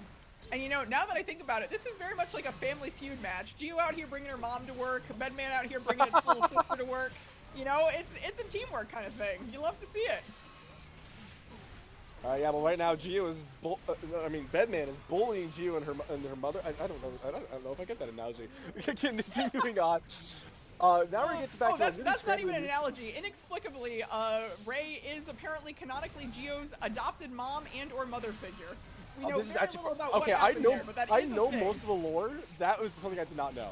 But you know what? While we were yapping about, Taco managed to take the round without spending their burst. They're up massive for Team Bedman right now. Oh yeah, extremely strong stuff going on here. Bedman team has been pulling off some absolutely nasty stuff, and Taco in particular, like really taking advantage of just how much like really strange and cool mix Bedman can do, you know? Alright, we're trying to get out of there with Pile Arrow. Unfortunately, though, Taco's had for Judy's number this entire time. He's keeping them in the corner, keeping them pressured. And this is one of the struggles as Gio. You have to do callouts like that in order to get out of pressure situations, because their defensive chances are not great until you have reversal super, and even then, all the reversal supers is not the best. Right, absolutely.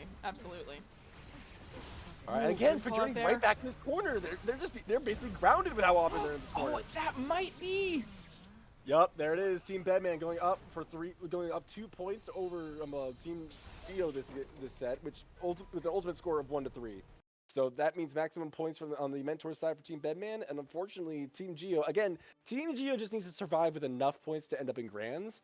But as stated earlier, if Team Bedman gets full points here, they're basically guaranteed to get second place, and that would mean that Gio team needs to fight them again. And if you're already lost to the Bedman team, even if you're on winner's side of grands, it's still going to be a struggle bus, because you know that you've lost to this team and you need to make some adjustment eventually.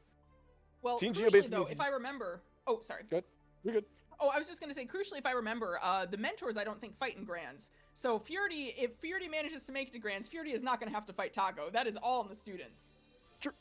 It's either, I forget, to be completely honest, it's either that or mentors don't fight for the deciding game in grands. It's either one of those two. Either they don't fight period, or it's mentors and students, and then if there's a tie, the students play again.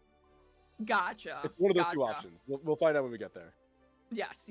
I have faith Emily will make sure that runs smoothly. Trust your TO, not the commentators. Real. Grants Just students. Okay. Thank you, Chumpy. Cool. Yeah, so Appreciate you. Fury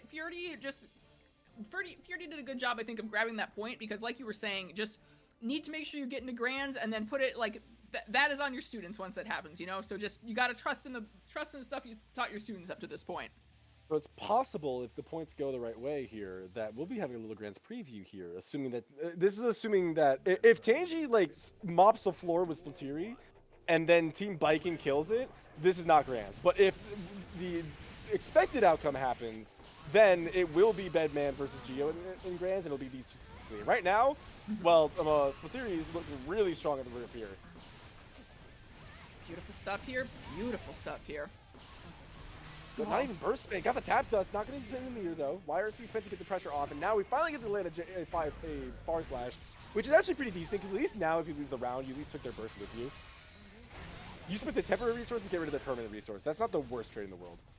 Absolutely. Absolutely. Oh, big! That's one of her best starters in the round start, but it dropped the combo. No.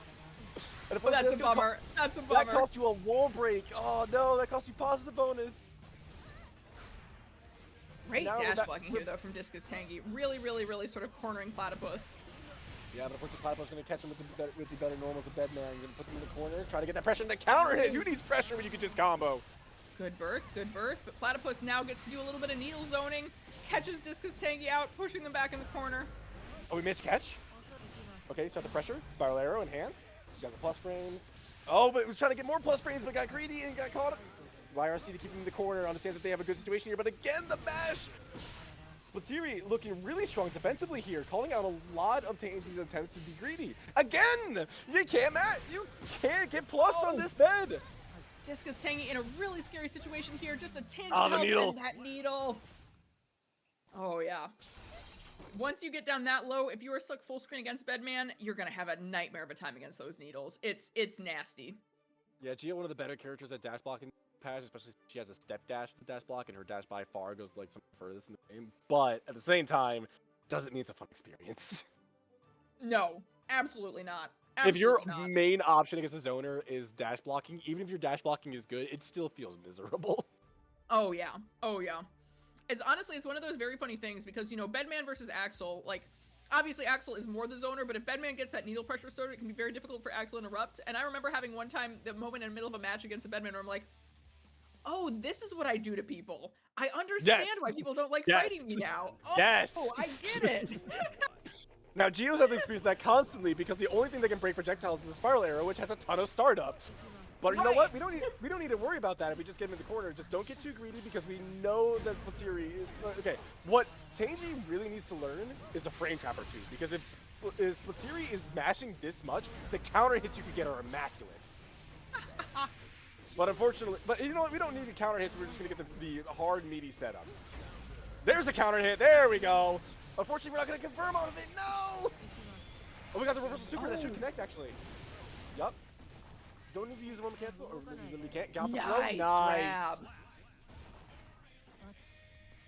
Alright, Tangy answering back. They just need one more round here to tie up the set. Going to 2-on-4 round starts? I've not done that since, like, floor 4.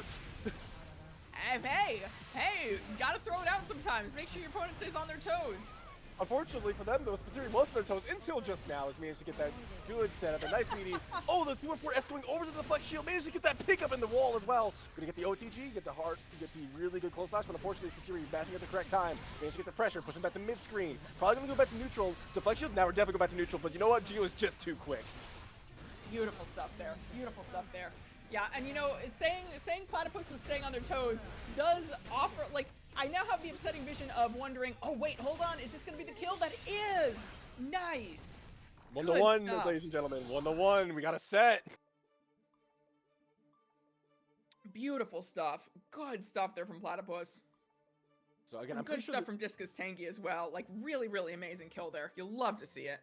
we've alluded to this multiple times earlier, but I think the point difference between these two is too big for it to really matter who wins the set. But again, both these teams are just trying to confirm their spot. They're just trying to make sure they get in that grand position.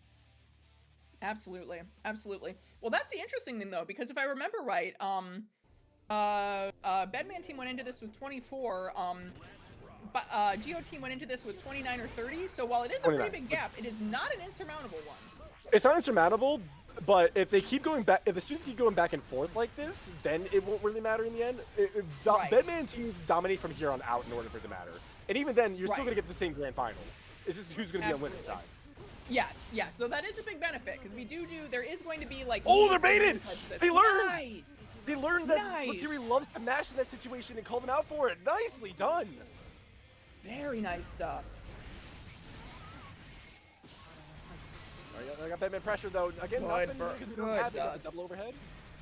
Nice block. Unfortunately, not going to block forever. Yep, multi-hitting Beyblade. Not going to be able to get the super wall break. We're going to go back to neutral. She's going to BRC. Very well played. Nice anti-air with the DPS. Trying to get the pressure started. Getting a little greedy, but the YRC instead of the mash. DPS created? Unfortunately, this is a 6P. Yeah, 6P does indeed beat Geo Fire Slash. I don't know why. It just does. You would think the first kick would go low enough. It doesn't. Guilty Gear, everybody. We love it. We hate it. We love to hate it sometimes. But you know what? We ultimately love to love it. Alright, now Sanji needs to be very careful here. Really wants to get that lead. Managed to get the burst out of Spiteri, which is a really good start. But now I think Spiteri is finally learning, oh yeah, I can just play a little lane. What's you going to do? And managed to catch them right when they got aggressive. Very well timing. Yep, you're going to get the explosive pressure. Enhanced specials. Nice. Don't even need to spend meter. Oh, is that safe though? Indeed it is. Amazing stuff from Platypus there. Oh, Good that's burst, wait. though. That was the best burst possible. You got him in the corner. Right? Problem is they mash. Good YRC. Right. Forcing Discus to back off, which is the last thing you want versus Bedman. Yep, especially when you get that far slash counter hit, and that's going to solidify a lead in this set for Team Bedman. They just need to close this out here now, and maybe be able to get winner side grand finals if we can have that happen, which would be a huge buff for Team Bedman, especially with the massive lead in points that Team Geo managed to establish. Absolutely, absolutely. Yeah, I'm trying to think about it now. So Team Geo has gotten 3 points so far, so they were previously up, I believe, 5 points. So Correct. I think they may be, by 1 point, I think it may be impossible for Bedman team to get winner's side, if I'm thinking about this correctly. Wow. If I'm calculating that right, but I may be calculating that wrong. Don't ask me to do math while I'm commenting. We'll have to find out whether I'm right or not about math that. is the commentator's biggest weakness. True. You can do math just fine off cause. The moment you're talking in front of a crowd of people, math is abysmal. Math is a concept. Oh, real. 100%.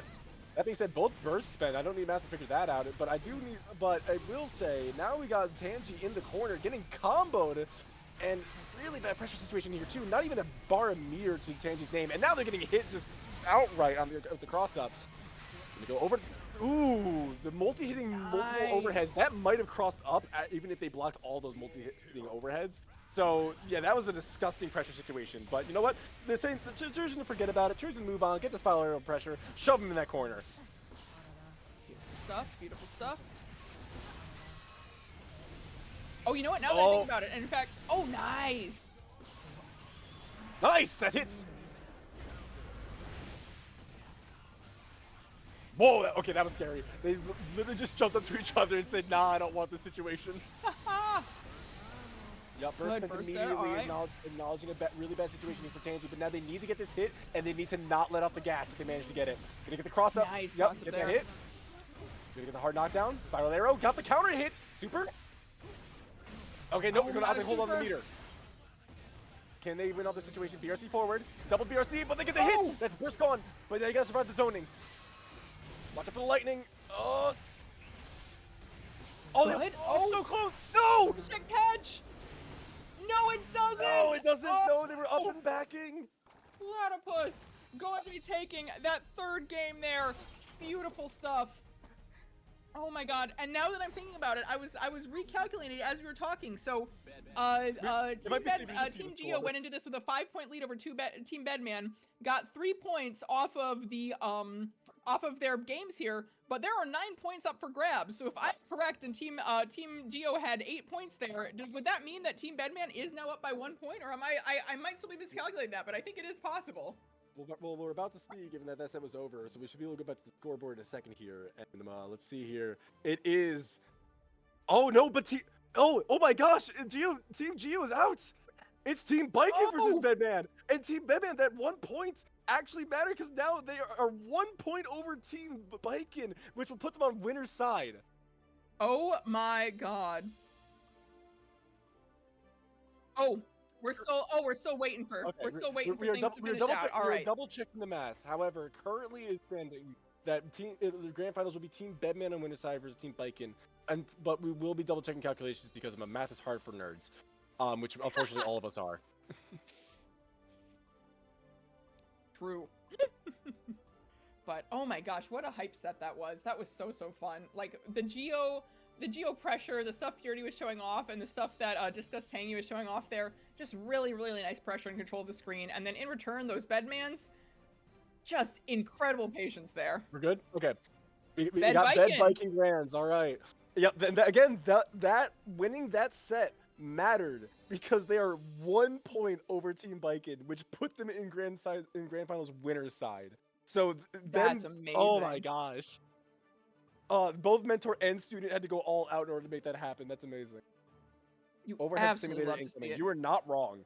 Fraternity, you were 100% correct. This is going to be overhead simulator because Bedman has multiple overheads and Viking has the tiger knee. Oh. I think the difference is smart that Dum Dum, Viking welcome basically in. needs meter to convert off it unless they get the cross-up counter. Right, absolutely. Oh, hi, Smart Dum Dum. Also, Sleeping Stone in chat. Am I correct? Is that you, Taco? Were we just getting to watch you play earlier? Because if so, that was very cool. Thank you. That was a great show that you and Fury put on. Love to see it. Here. But yeah, for anybody who is joining in now, Axe and I were talking about it before, but just to reiterate. So previously we've had sort of a non-traditional setup of how this tourney runs, the points-based system and all of that to be able to get the mentors and the students to be able to show off and have all of their games count. For the grand finals, we are going back to a much more traditional Guilty Gear Strive tourney structure. It is first to 3 with only of the students playing, and the team with the highest points will be going in on winner's side. Team with the second highest points will be going in on loser's side. So I assume most of you are familiar with that sort of setup already, but what that means is that the loser's side team will have to win 6 games, the winner's side 3. They'll have to reset the bracket if they want to be able to take this. So yeah, Bedman being like, oh man. Have we had a Team Bedman win? I'm pretty sure we had a Team Bedman win this before. Let me double check here quick. Yeah, that's Chumpy. Okay, yeah. Yeah. Hey, Chumpy and the Rats, Okay, my so goats. it's been a minute, but we have had a Bedman win. Okay, so Indeed. and I'm pretty sure we did also have a Viking team win pretty early on as well. So this, no matter what, we're gonna have a repeat character. That's hype though. Join the ranks of the champions of your character. Following their footsteps. Jumpy, there's our champ in chat again. Hell yeah. Also, I gotta talk about, we have an incredible amount of rat representation in the Guilty Gear Strive community. You know, it's really beautiful stuff. I love to see it. Not what I expect you to say. Not what I expected anything but that. Kali saying hi, yeah, damn screen. Hey, there's our squeak. But yeah, well, I mean, you know, we've got Callie the Squeakquel, we've got 2 rats in a trench coat, we've got 2 gay rats, and we have Chumpy's former partner in our student mentor bracket. I believe 37 rats was your student. Is that right, Chumpy? Am I remembering that correctly? Or I should say, the full name is not 37 Rats, but I have my suspicions. You know, with a name like that, if somebody calls himself not 37 Rats, you start wondering, like, is it in fact, are there 0 rats there, or is there a number of rats other than 37? Yes, that's it, Chumpy. Thank you. Getting things set up here should be relative. We just need to get, again, the students are going to be the only ones fighting for this entire time. So once that's going, we'll be really good here. A little less than 37. All right, excellent. I'm learning the not 37 rats lore. I'm very happy with that. We got DZ. You know, and interestingly, both 2 rats in a trench coat and not 37 rats are Bedman mains. So I feel like there is a link. There is a link to Rat Hood Secretly, and playing Bedman. Secretly, it's a self call out. They're just they're calling out their playstyle. The rats were the rats. Oh, we're the rats. There we go. Thank you, ANC Internship. Goat. There they are. There's Patiri. I don't know who is in control of the ANC Internship. That would be Emily. Hey, That Emily, is 100% Emily. Are the rest inside the bed? Yes, can confirm. Unfortunately, I had the luxury of sleeping in one of them. It was not great. Oh no. Oh no, rip. The Batman is cursed. All right, that being said, grand finals for ANC Internship number 17. We got Team Viking Student versus Team Batman Student. Splatiri versus Muscles Dynamite, aka DZ.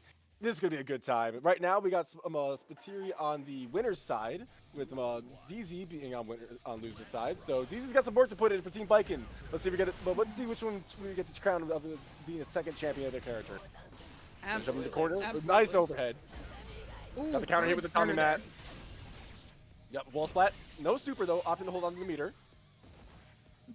NT Goat, hello! Just in time Yeah, to watch DZ some peak bed bacon gameplay.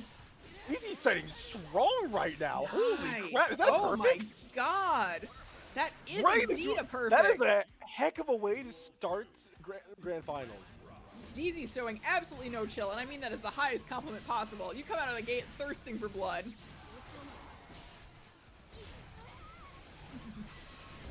Oh, also, Axten, just gotta say, it is extremely hard to tell from the font, but that name is not Splatiri, it's Splat VII. Oh, that I as could not have opposed gotten to that. 7. Yeah. Okay, so it's Splat 7? Okay, my bad. I believe specifically, like, I was told that Splat is short for Senior Platypus, but I don't know if that's legit or if that was A joke. a bit, you know? Gotcha. But allegedly.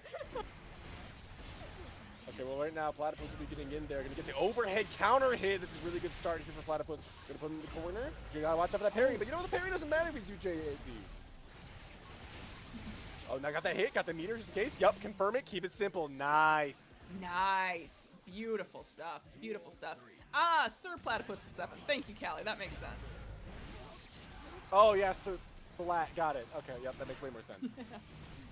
A name in a long lineage of distinguished platypus, the distinguished platypus family. I didn't realize we were speaking of royalty. My apologies. Alright, but the royalty's gonna get bullied in the corner on that counter hit because they have no burst way to get out of this. But you know what? They do have the flex shield. And that is gonna push them out a little bit, but unfortunately getting shoved right back into that corner. Are they gonna use the YRC? We'll have to find out.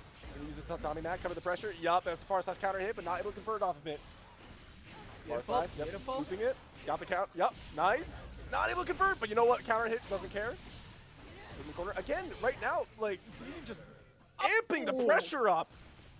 Oh my god. DZ showing up. DZ does not care if they're on loser's side. They are in this to win this. Goodness. I will say, this is okay. This does concern me for the curse of being on loser's side. You have to play a much longer set and much longer mental game than the person on the winner's side. You need to make sure you don't run out of gas. And this is some pretty fast gameplay. So if they can keep this pace up for 6 games of winning, hats off to them. But if they can't, they're going to be burnt out by the end of this. I think in our very first round when we were watching one of the Bikins, like our very first stream set when we were watching the Bikins play, you said it was like the Fast and the Furious. And now more than ever, I'm seeing that from these Bikins. This is some Vikings do not know how to play slow. Right? You're gonna use those jump nonsense repeatedly, try to take care of that air control, especially against Bedman, who does have those extra movement options in the air and likes being up there with the needles. But you know what? You're gonna get caught with the JS, and then JS a long time ago got changed to bring him into Bedman, making it easier to combo. But you know what? We don't really care. We got a far slash counter hit. We're gonna put him straight back to mid screen. All right, oh, we're just running downtown, running straight over that Bedman. We got the hit too for our troubles. And instead of the Tommy Matt, unfortunately, not gonna be able to convert into anything. He's trying to keep him in the corner. Far slash gonna get 6 speed. Really scrambly here, a lot of jumping. Both these characters have decent aerials, but Batman's going to be the first one to land one. Unfortunately, not going to be able to get a full conversion off it. We're going to go straight back to neutral, but that counter hit close slash looking really good here for DZ, especially as he gets the Roman cancel. Not able to get a full conversion, though. Not quite close enough to the corner, but the cross-up's going to seal it. Nice. Right, DZ, really nasty work. Lead. Johnson got the pressure started. Bring them in, push them away. Tommy Matt covering your options there. Gonna get the far slash, not gonna be able to convert off of it though. Good JS in the air to get the counter hit. Burst immediately Nice from burst DZ. out there. Good call out there from Platypus though. Chasing DZ down, forcing them into the corner, putting some pressure on. Keeping him in the corner too. This JS manages to catch. Unfortunately, again, not able to combo. We're really just trying to lock. This game has become a lockdown game between both players. But the cross of Johnson puts you in a rough situation for the burst. But you know what? Reversal super is gonna connect.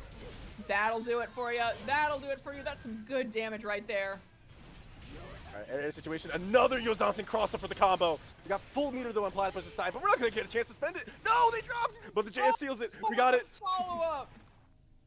Beautiful. Solid start here. Solid start here for Z. Nice. Jeezy, now one game away from resetting this bracket. Okay, if they reset it as fast as these games have been, this would be one of the fastest resets I've ever seen. And I've seen some pretty fast resets between multiple games. Oh yeah. Oh yeah. And bro, that's my Dr. Doom in chat. I gotta say, in fairness, you are in my eyes at least, you are kind of the face of yokai. You know, you are the first person. Like yokai's got a lot of good players, but I think you're the first person I think of when I think of yokai for sure. All right, DZ trying to power himself up with the samurai opening. Again, just needs one more game to get this reset. All right, no more time for the opening. Gotta get straight into it. Got the 6P to stop the far slash, but the parry, the first one we've seen the entire set. And it comes out at the perfect time, immediately getting the burst afterwards from Platypus. Unfortunately, getting 6P for your troubles. Trying to, but the throw! We got the tether. Gonna do some bike and pressure. Got the overhead. Another overhead. Got, okay, nice. We got the conversion. Not quite close enough to the corner. We're opting just hold on to that meter. And then Tommy's gonna break the wall into the super, but manage to hold on to this, make sure we get positive bonus. Good stuff. Good stuff. Oh, gets the burst out. That's going to be advantageous for Platypus no matter what. You know, they're in a bit of a health deficit here, but I'm sure they would love to go into next round no matter what, having taken that burst off of DZ. Oh, that's a Tommy, that second hit. It's a multi-hitting move. Yep, and that means that now DZ is one round away from resetting this bracket, one of the fastest resets I've ever seen. Right, and Platypus has really got to slow down DZ in this biking. They're going to try to slow them down with the projectile game, but unfortunately DZ's already on top of them. Gonna get the cross of Johnson. The full combo. These crosses have been brutal. Another one. Burst spent to Platypus. Gunshot. I can zone too. I also have a projectile. It's just behind some meter. Got the JP. That's the parry. Nice parry. 2 for 2 on parries this set. Yep. Set in the corner. FD perfectly understanding the pressure is done. A little greedy in the air. Oh, the parry. The first one that missed. Grab. Cross up. Oh my gosh, we are unironically getting some really nice neutral here. You know, this looks like, okay, I know I'm high on this game, but this looks like Marvel neutral because this is a lot of jumping. This is so much. Just spam the good aerial button. And the cross of your pull out your bingo cards, y'all. Axten mentioned MVC. Bruh. My God, that is our bracket fully reset. DZ. Going here for blood, here to win. Nasty stuff happening tonight. You love to see it. So for the record, if anybody actually kind of make a bingo card commentary that you know, by all means, I want to see the bingo card afterwards. I want to see what mannerisms you expect from that person. But yes, DZ with the bracket, again, that was so fast. Like, I've seen pro level bracket resets where like sometimes it is that fast when the pro is just on a tear. That was quick. That was like, it felt like DZ had all the momentum on their side, and if they can keep that up for 3 more games, I don't know how Splat's going to stop this. Oh yeah, yeah. I mean, Splat, we've seen before, you know, we were watching Splat, really commanding presence in neutral, really good ability to zone in and zone out, but struggling now against the thing that I think all of us players struggle against, which is somebody who is at your throat, who wants to rip your heart out and drink your blood, which is what DZ is showing right now. This is fast gameplay, this is furious gameplay. Alright, and again, we're going back to the air. Both these characters really want to abuse their aerial normals. Yep, another JS. JS is on both sides pretty strong here, actually. Another Joe Johnson managed to block this time. Platypus finally block to there. block it, but the JS is going to get hit connect. We're going to get the tether on the throw. Go for OTG. Whoa, the cross up and back to the same side. Nice. Good match there. Nice stuff from Platypus. Yep, And the grab. Love it. We're going to do a cross of our own. Unfortunately, DZ knows how to handle that game. Air, yep, up back, trying to deal with, deny any chance of high-low. Unfortunately, though, going to have to spend burst to get that situation. Oh, that's that really awkward neutral where both characters just really want to jump a lot against the other. Both want to deny the other the chance to be in the air, but you know what? On the ground, the tether's coming out, and the cross-up is a counter hit 2D. The DZ special coming through. Unfortunately, we're going to drop, but we got the chip damage from the Yuzan-Sin is going to do it. Oh my gosh. Some very, very cool stuff there. Yeah, that tether, especially when you're low health, that becomes a very scary situation because, you know, no matter how used you are you're blocking, all of a sudden the physics are different, and that makes it really, really tough. Alright, managed to get the close slash after the Yuzan-Sin. They're going to warrant the burst out of Platypus. That's actually pretty good for DZ. They're in the corner here, but you know what? The Yuzan-Sin don't care about your corner. We're coming at you at full force.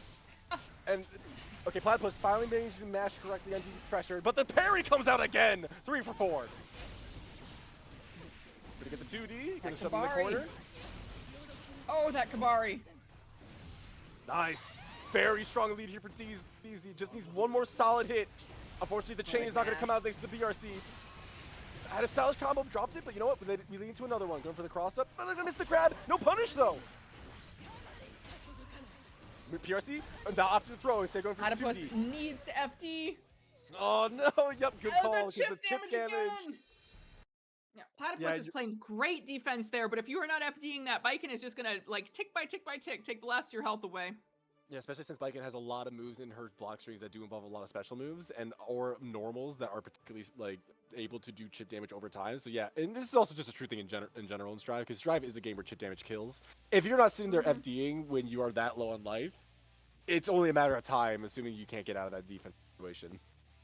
Absolutely, absolutely.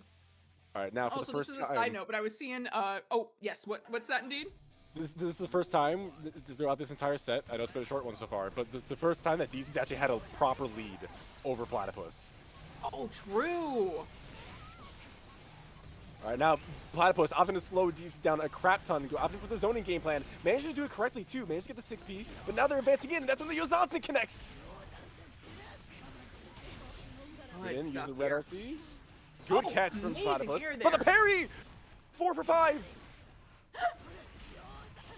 DZ has a 6th sense on these. Managed to get the S. Okay, yep, they're just, again, a lot of jumping between these characters, but when they lead to conversions like this, I can't say I blame them. Oh my gosh.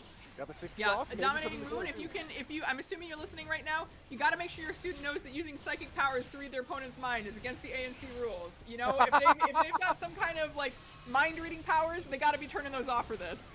Okay, but while we've been talking about that, Platypus kind of back in this, but unfortunately they're back in the corner right where DZ wants them!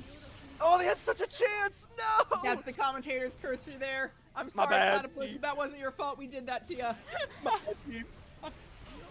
DZ right back with this aggression. Platypus trying to put an end to it with the mash. Managed to get a full combo off it as well. Now time for pressure, but the parry again! 5 for 6! Johnson counter hit, not gonna get off it. DZ, I need you to miss your next parry. I can't, we can't. Go! Through the projectile, the flames! A bit more pressure in the corner. Shove them in there. They're gonna miss the overhead because they're still in recovery. And now Platypus gets a chance to play the game. Even life total here. I thought they missed the throw. Oh! And we got the catch! Going for the S. Yup. 2D. Got Matt. Back to neutral. Then whatever scuff neutral this is, and the gunshot screens with a wall break. We are one game away from DZ being your next ANC champion. My god. My god. DZ be making quick work of this set. Oh my gosh. Dominating Mood, whatever you fed your student. You did a good job. Like, yeah. Can I get me some of this? Because this is wild stuff here. You know, and Platypus, very good fighter. We have seen them do some absolutely amazing stuff. Very, very strong fighter. But again, it is so hard to adapt to a gameplay style like this. You know, it really requires a lot of changing things up at once because, okay, you're playing more defensively. Oh, now you're getting grabbed. Oh, you're playing more defensively? Take the parry. What do, you know? You know, and DZ again, while keeping track, 4 out of 6 parries have connected. Every time that Platypus has gotten like a substantial offensive position, DZ's just either been counter-hitting, blocking correctly, or really discouraging them with the parries. But you know what? The Platypus actually decent situation here now, despite the burst being lost. And right as I say that, DZ managed to find an opening. Back into the corner for But- Platypus. It's looking really bad for them. Not able to get the conversion, but you know what? Now we get the conversion. Keep it simple. Get the wall splat. Get the wall break. And Taco in the chat with some good Bedman advice. 6P Biken's ass. That's words to live by right there. Oh! All right, we are, again, tournament point for DZ, and Platypus has not even gotten a single game off of them yet. I've seen folks come back from this before, though. You can't count someone out no matter what, you know? You know, I'm inclined to agree normally. However, that Yozansen straight in the combo is looking really good here for DZ, as already half of Platypus' life is gone. And now we're going to resort to a zoning game, but DZ right through it! Good. Oh, good. Deflect shield, though. Gets the burst out. If you can take the round, that's going to put you in a really good situation. But Nice you gotta JS, take the but round. There's been a lot of drops from Platypus. I think they might be getting nervous. And right now, DZ is calm and collected enough to keep this going. Managed to get the wall break, get another positive bonus. Just needs one more solid hit. One health and a dream here for Platypus. Let's see. Good defense, but we're in another situation where they could easily get chipped Nice out. block. We're seeing the FD, though. And Yozansen for the win! This set could not end any other way. With that, Team Oh Biken my is your gosh. ANC number 17 champions. Congratulations, Adiz. You are no longer an intern. Congratulations, your resume has been accepted. You are officially an employee of ANC Corporation. Holy, they legit just put, like, they legit put their foot to the floor on the gas and just did not stop. Like, they just, that was a straight 6-0. That was a straight 6-0. Oh my god. 180 down the highway, we were wondering if they were going to run out. They never did. There was fuel in the tank for days. My god. Oh my gosh. Congratulations to DZ. That was, like, if you're going to win on loser's side, that's the way to do it. Oh yeah. Oh yeah. And I mean, having said that though, once again, both of these teams that came in here, Bedman, Biken, y'all did amazing. Taco, Dominating Moon, thank you both as well. I know you didn't get to show off your stuff in this grand finals here, but every other round we got to see you in was absolutely amazing, and it's obvious just from the way they were playing, y'all did a great job teaching your students. You should be proud. And your students, you should be proud as well too. Super, super amazing stuff you did here. Thank you for participating today. Yep. Yippee. Okay. Yep. So we will be confirmed be doing a winners interview, and by all means, I want to get deep. I want to see what they have to say about for themselves with that, because that was some downright disrespect on that Bedman. Oh yeah. Oh yeah. And actually, while we're waiting to grab our folks in for the for our winners interview, let me just say real quick. Want to give a shout out again to every team we had here today, all of our mentors and students. DZ and Dominating Moon on the Biken, Adhesion, Catch TXN, and our sub and Kyoko on that Johnny. Gumo and Goose Lewis on the Gold Lewis, Discus Tangy and Fury on the Giovanna, Platypus and Taco on the Bedman, and Joseph and Dr. Doom on the Nagariyuki. That's 13 people in total who came out today, all showed up together to give us a really awesome show. Can't tell you how much I appreciate all of you. Amazing stuff you did here. Mentors, thank you for taking good care of your students. Students, thank you for working hard and showing up and doing this thing. I know it can be a little intimidating, but y'all did amazing. I'm so proud of you. Great stuff. Rooms. Hold on. We're getting this started. Yeah. I didn't understand a thing, but MDZ is my goat. Hey, you understood the most important part. We got the goat DZ here. That's all you need to know. As long as you're here screaming for people for people and giving that energy to the chat, we appreciate you. You know what? We just want you to be here for the ride. True. Very, very, very true. Actually, speaking of that, a shout out to all of the mentors and students. ANC folks, love y'all. Every single one of you, amazing folks. Welcome. Hey, do we have our winners in? I believe so. I believe we currently have we have the mentor. We have, hold on. No, we got our student here. We got Our a student. goat. We got a student. Yeah, my bad. Hey, bro. DZ, welcome. Well done. Hello. Hot damn, you did not want that Bedman to breathe. Like, how you feeling? That was quick. I gotta say, nothing but respect to Platypus. My goodness, they shut me out during pools, and so my knees were shaking going into this finals, and I won the first set. And I'm like, cool, I did it, and then I'm like, oh, we're still playing. Oh crap, I got to do it again. Man, yeah, that was a rush. That was just amazing. Everyone's really awesome. Yeah, you said you were nervous. Could have had me fooled. You were moving moving like a man possessed. Like any amount of zoning you just weaved through, you were on there at 7 contesting. That was one of the fastest resets into win. That was the fastest 6-0 I've seen in a long time. Like, good job. People when Thank they're you nervous so get much. performance anxiety. Some people become haunted by demons, and I love that for you, DZ. That was some nasty work there, and I mean that in the nicest way possible. I think that was very, very cool to watch. Oh, thank you so much. I have to give nothing but praise to my mentor, Dominating Moon, who gave me lots of things to practice, gave me excellent advice.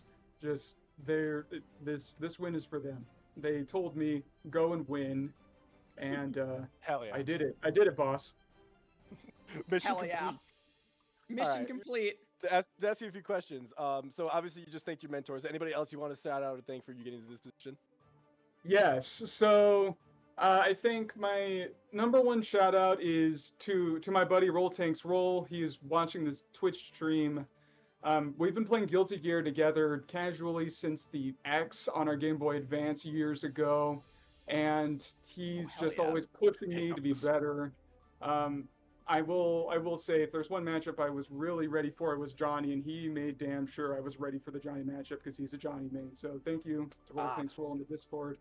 Of course, thank you to my wife, who's been spectating this entire time, and to my other friends who are watching on Twitch. Just thank you all. Thank you to Dominating Moon. Thank you, Taiga, for organizing this entire thing. You guys are a class act, and I'm just thank you. Hell yeah. Absolutely. is there Absolutely. anything- That's amazing stuff. Is there any thoughts you have after the bracket? Like anything that stood out to you? Anything you want to share with the crowd? Yeah, so things that I noticed was just nothing but appreciation for all the tournament organizers and stuff. I played a few locals. I've never played an online tournament before, so seeing how you guys have everything nailed down so well, that was just very impressive. As far as the competition itself goes, I loved the format of being able to watch the mentors duke it out and then go in and play the other interns. It was really cool seeing this is where I can be if I keep going on my fighting game journey. It was just really fun. It was great playing a bunch of different people too. Everybody, you guys did amazing. Yeah, you nailed it on the head with the setup there. That is exactly why we have the fight early, to give you guys a preview to that. And as far as how the tournament is ran smoothly, we do need to give massive shout outs to not only Emily but everybody who's a TO in ANC, because multiple of them do this kind of stuff for bigger events than this, so they're on their shit and they will make sure this stuff runs smoothly. So it makes stuff like this so much easier, especially when we did have complications during the event, but we just moved right past them. So, and I'm glad that you got to have a smooth experience despite that. Oh, it was buttery smooth. My goodness, guys, well done. So I'm so glad to hear it. I'm so glad to hear it. All right. Well, Yeah. I'm pretty sure that covers most of everything. Thank you for joining us tonight. It was a pleasure to watch you play, especially since you were one of the first sets we got to watch. And again, watching you dominating grand finals was a sight to behold. So good job today. Good job. The honor is all mine. The pleasure is all mine. Thank you all so much. And here's to Evo. I'll be repping the server. I'm going to Evo next week, so I'm Hell yeah. good out there, guys. All right. Unfortunately, though, I do have to break the news to you. You're simply too good at the game. We can't have you in the event again. So we're just gonna have to kick you out of the event from now on. But now you get to be an employee. You get to stand among the other employees. Woo! And hey, I Hey, mean, in he was a this, good in this next economy, secretary I'll in take it, man. Thank you. Sorry. All right. Em, is there anything you wanted to say? I think that would be a good time for it.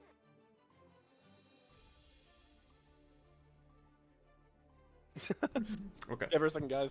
Yeah, sorry, OBS. So, signups, we're gonna either announce it tomorrow or next week, and I will let you all know, primarily because we're gonna have Evo happening. I think that's about it for me. So just stay tuned for when we just send out that announcement. Either way, you will know when it will be tomorrow. Excellent. Excellent. Awesome. All right, Thank and you. then with that, is there anything that you wanted to chill? Anything you wanted to shout out real quick before we start closing things up? Uh, No, We're talking to DZ. Yeah.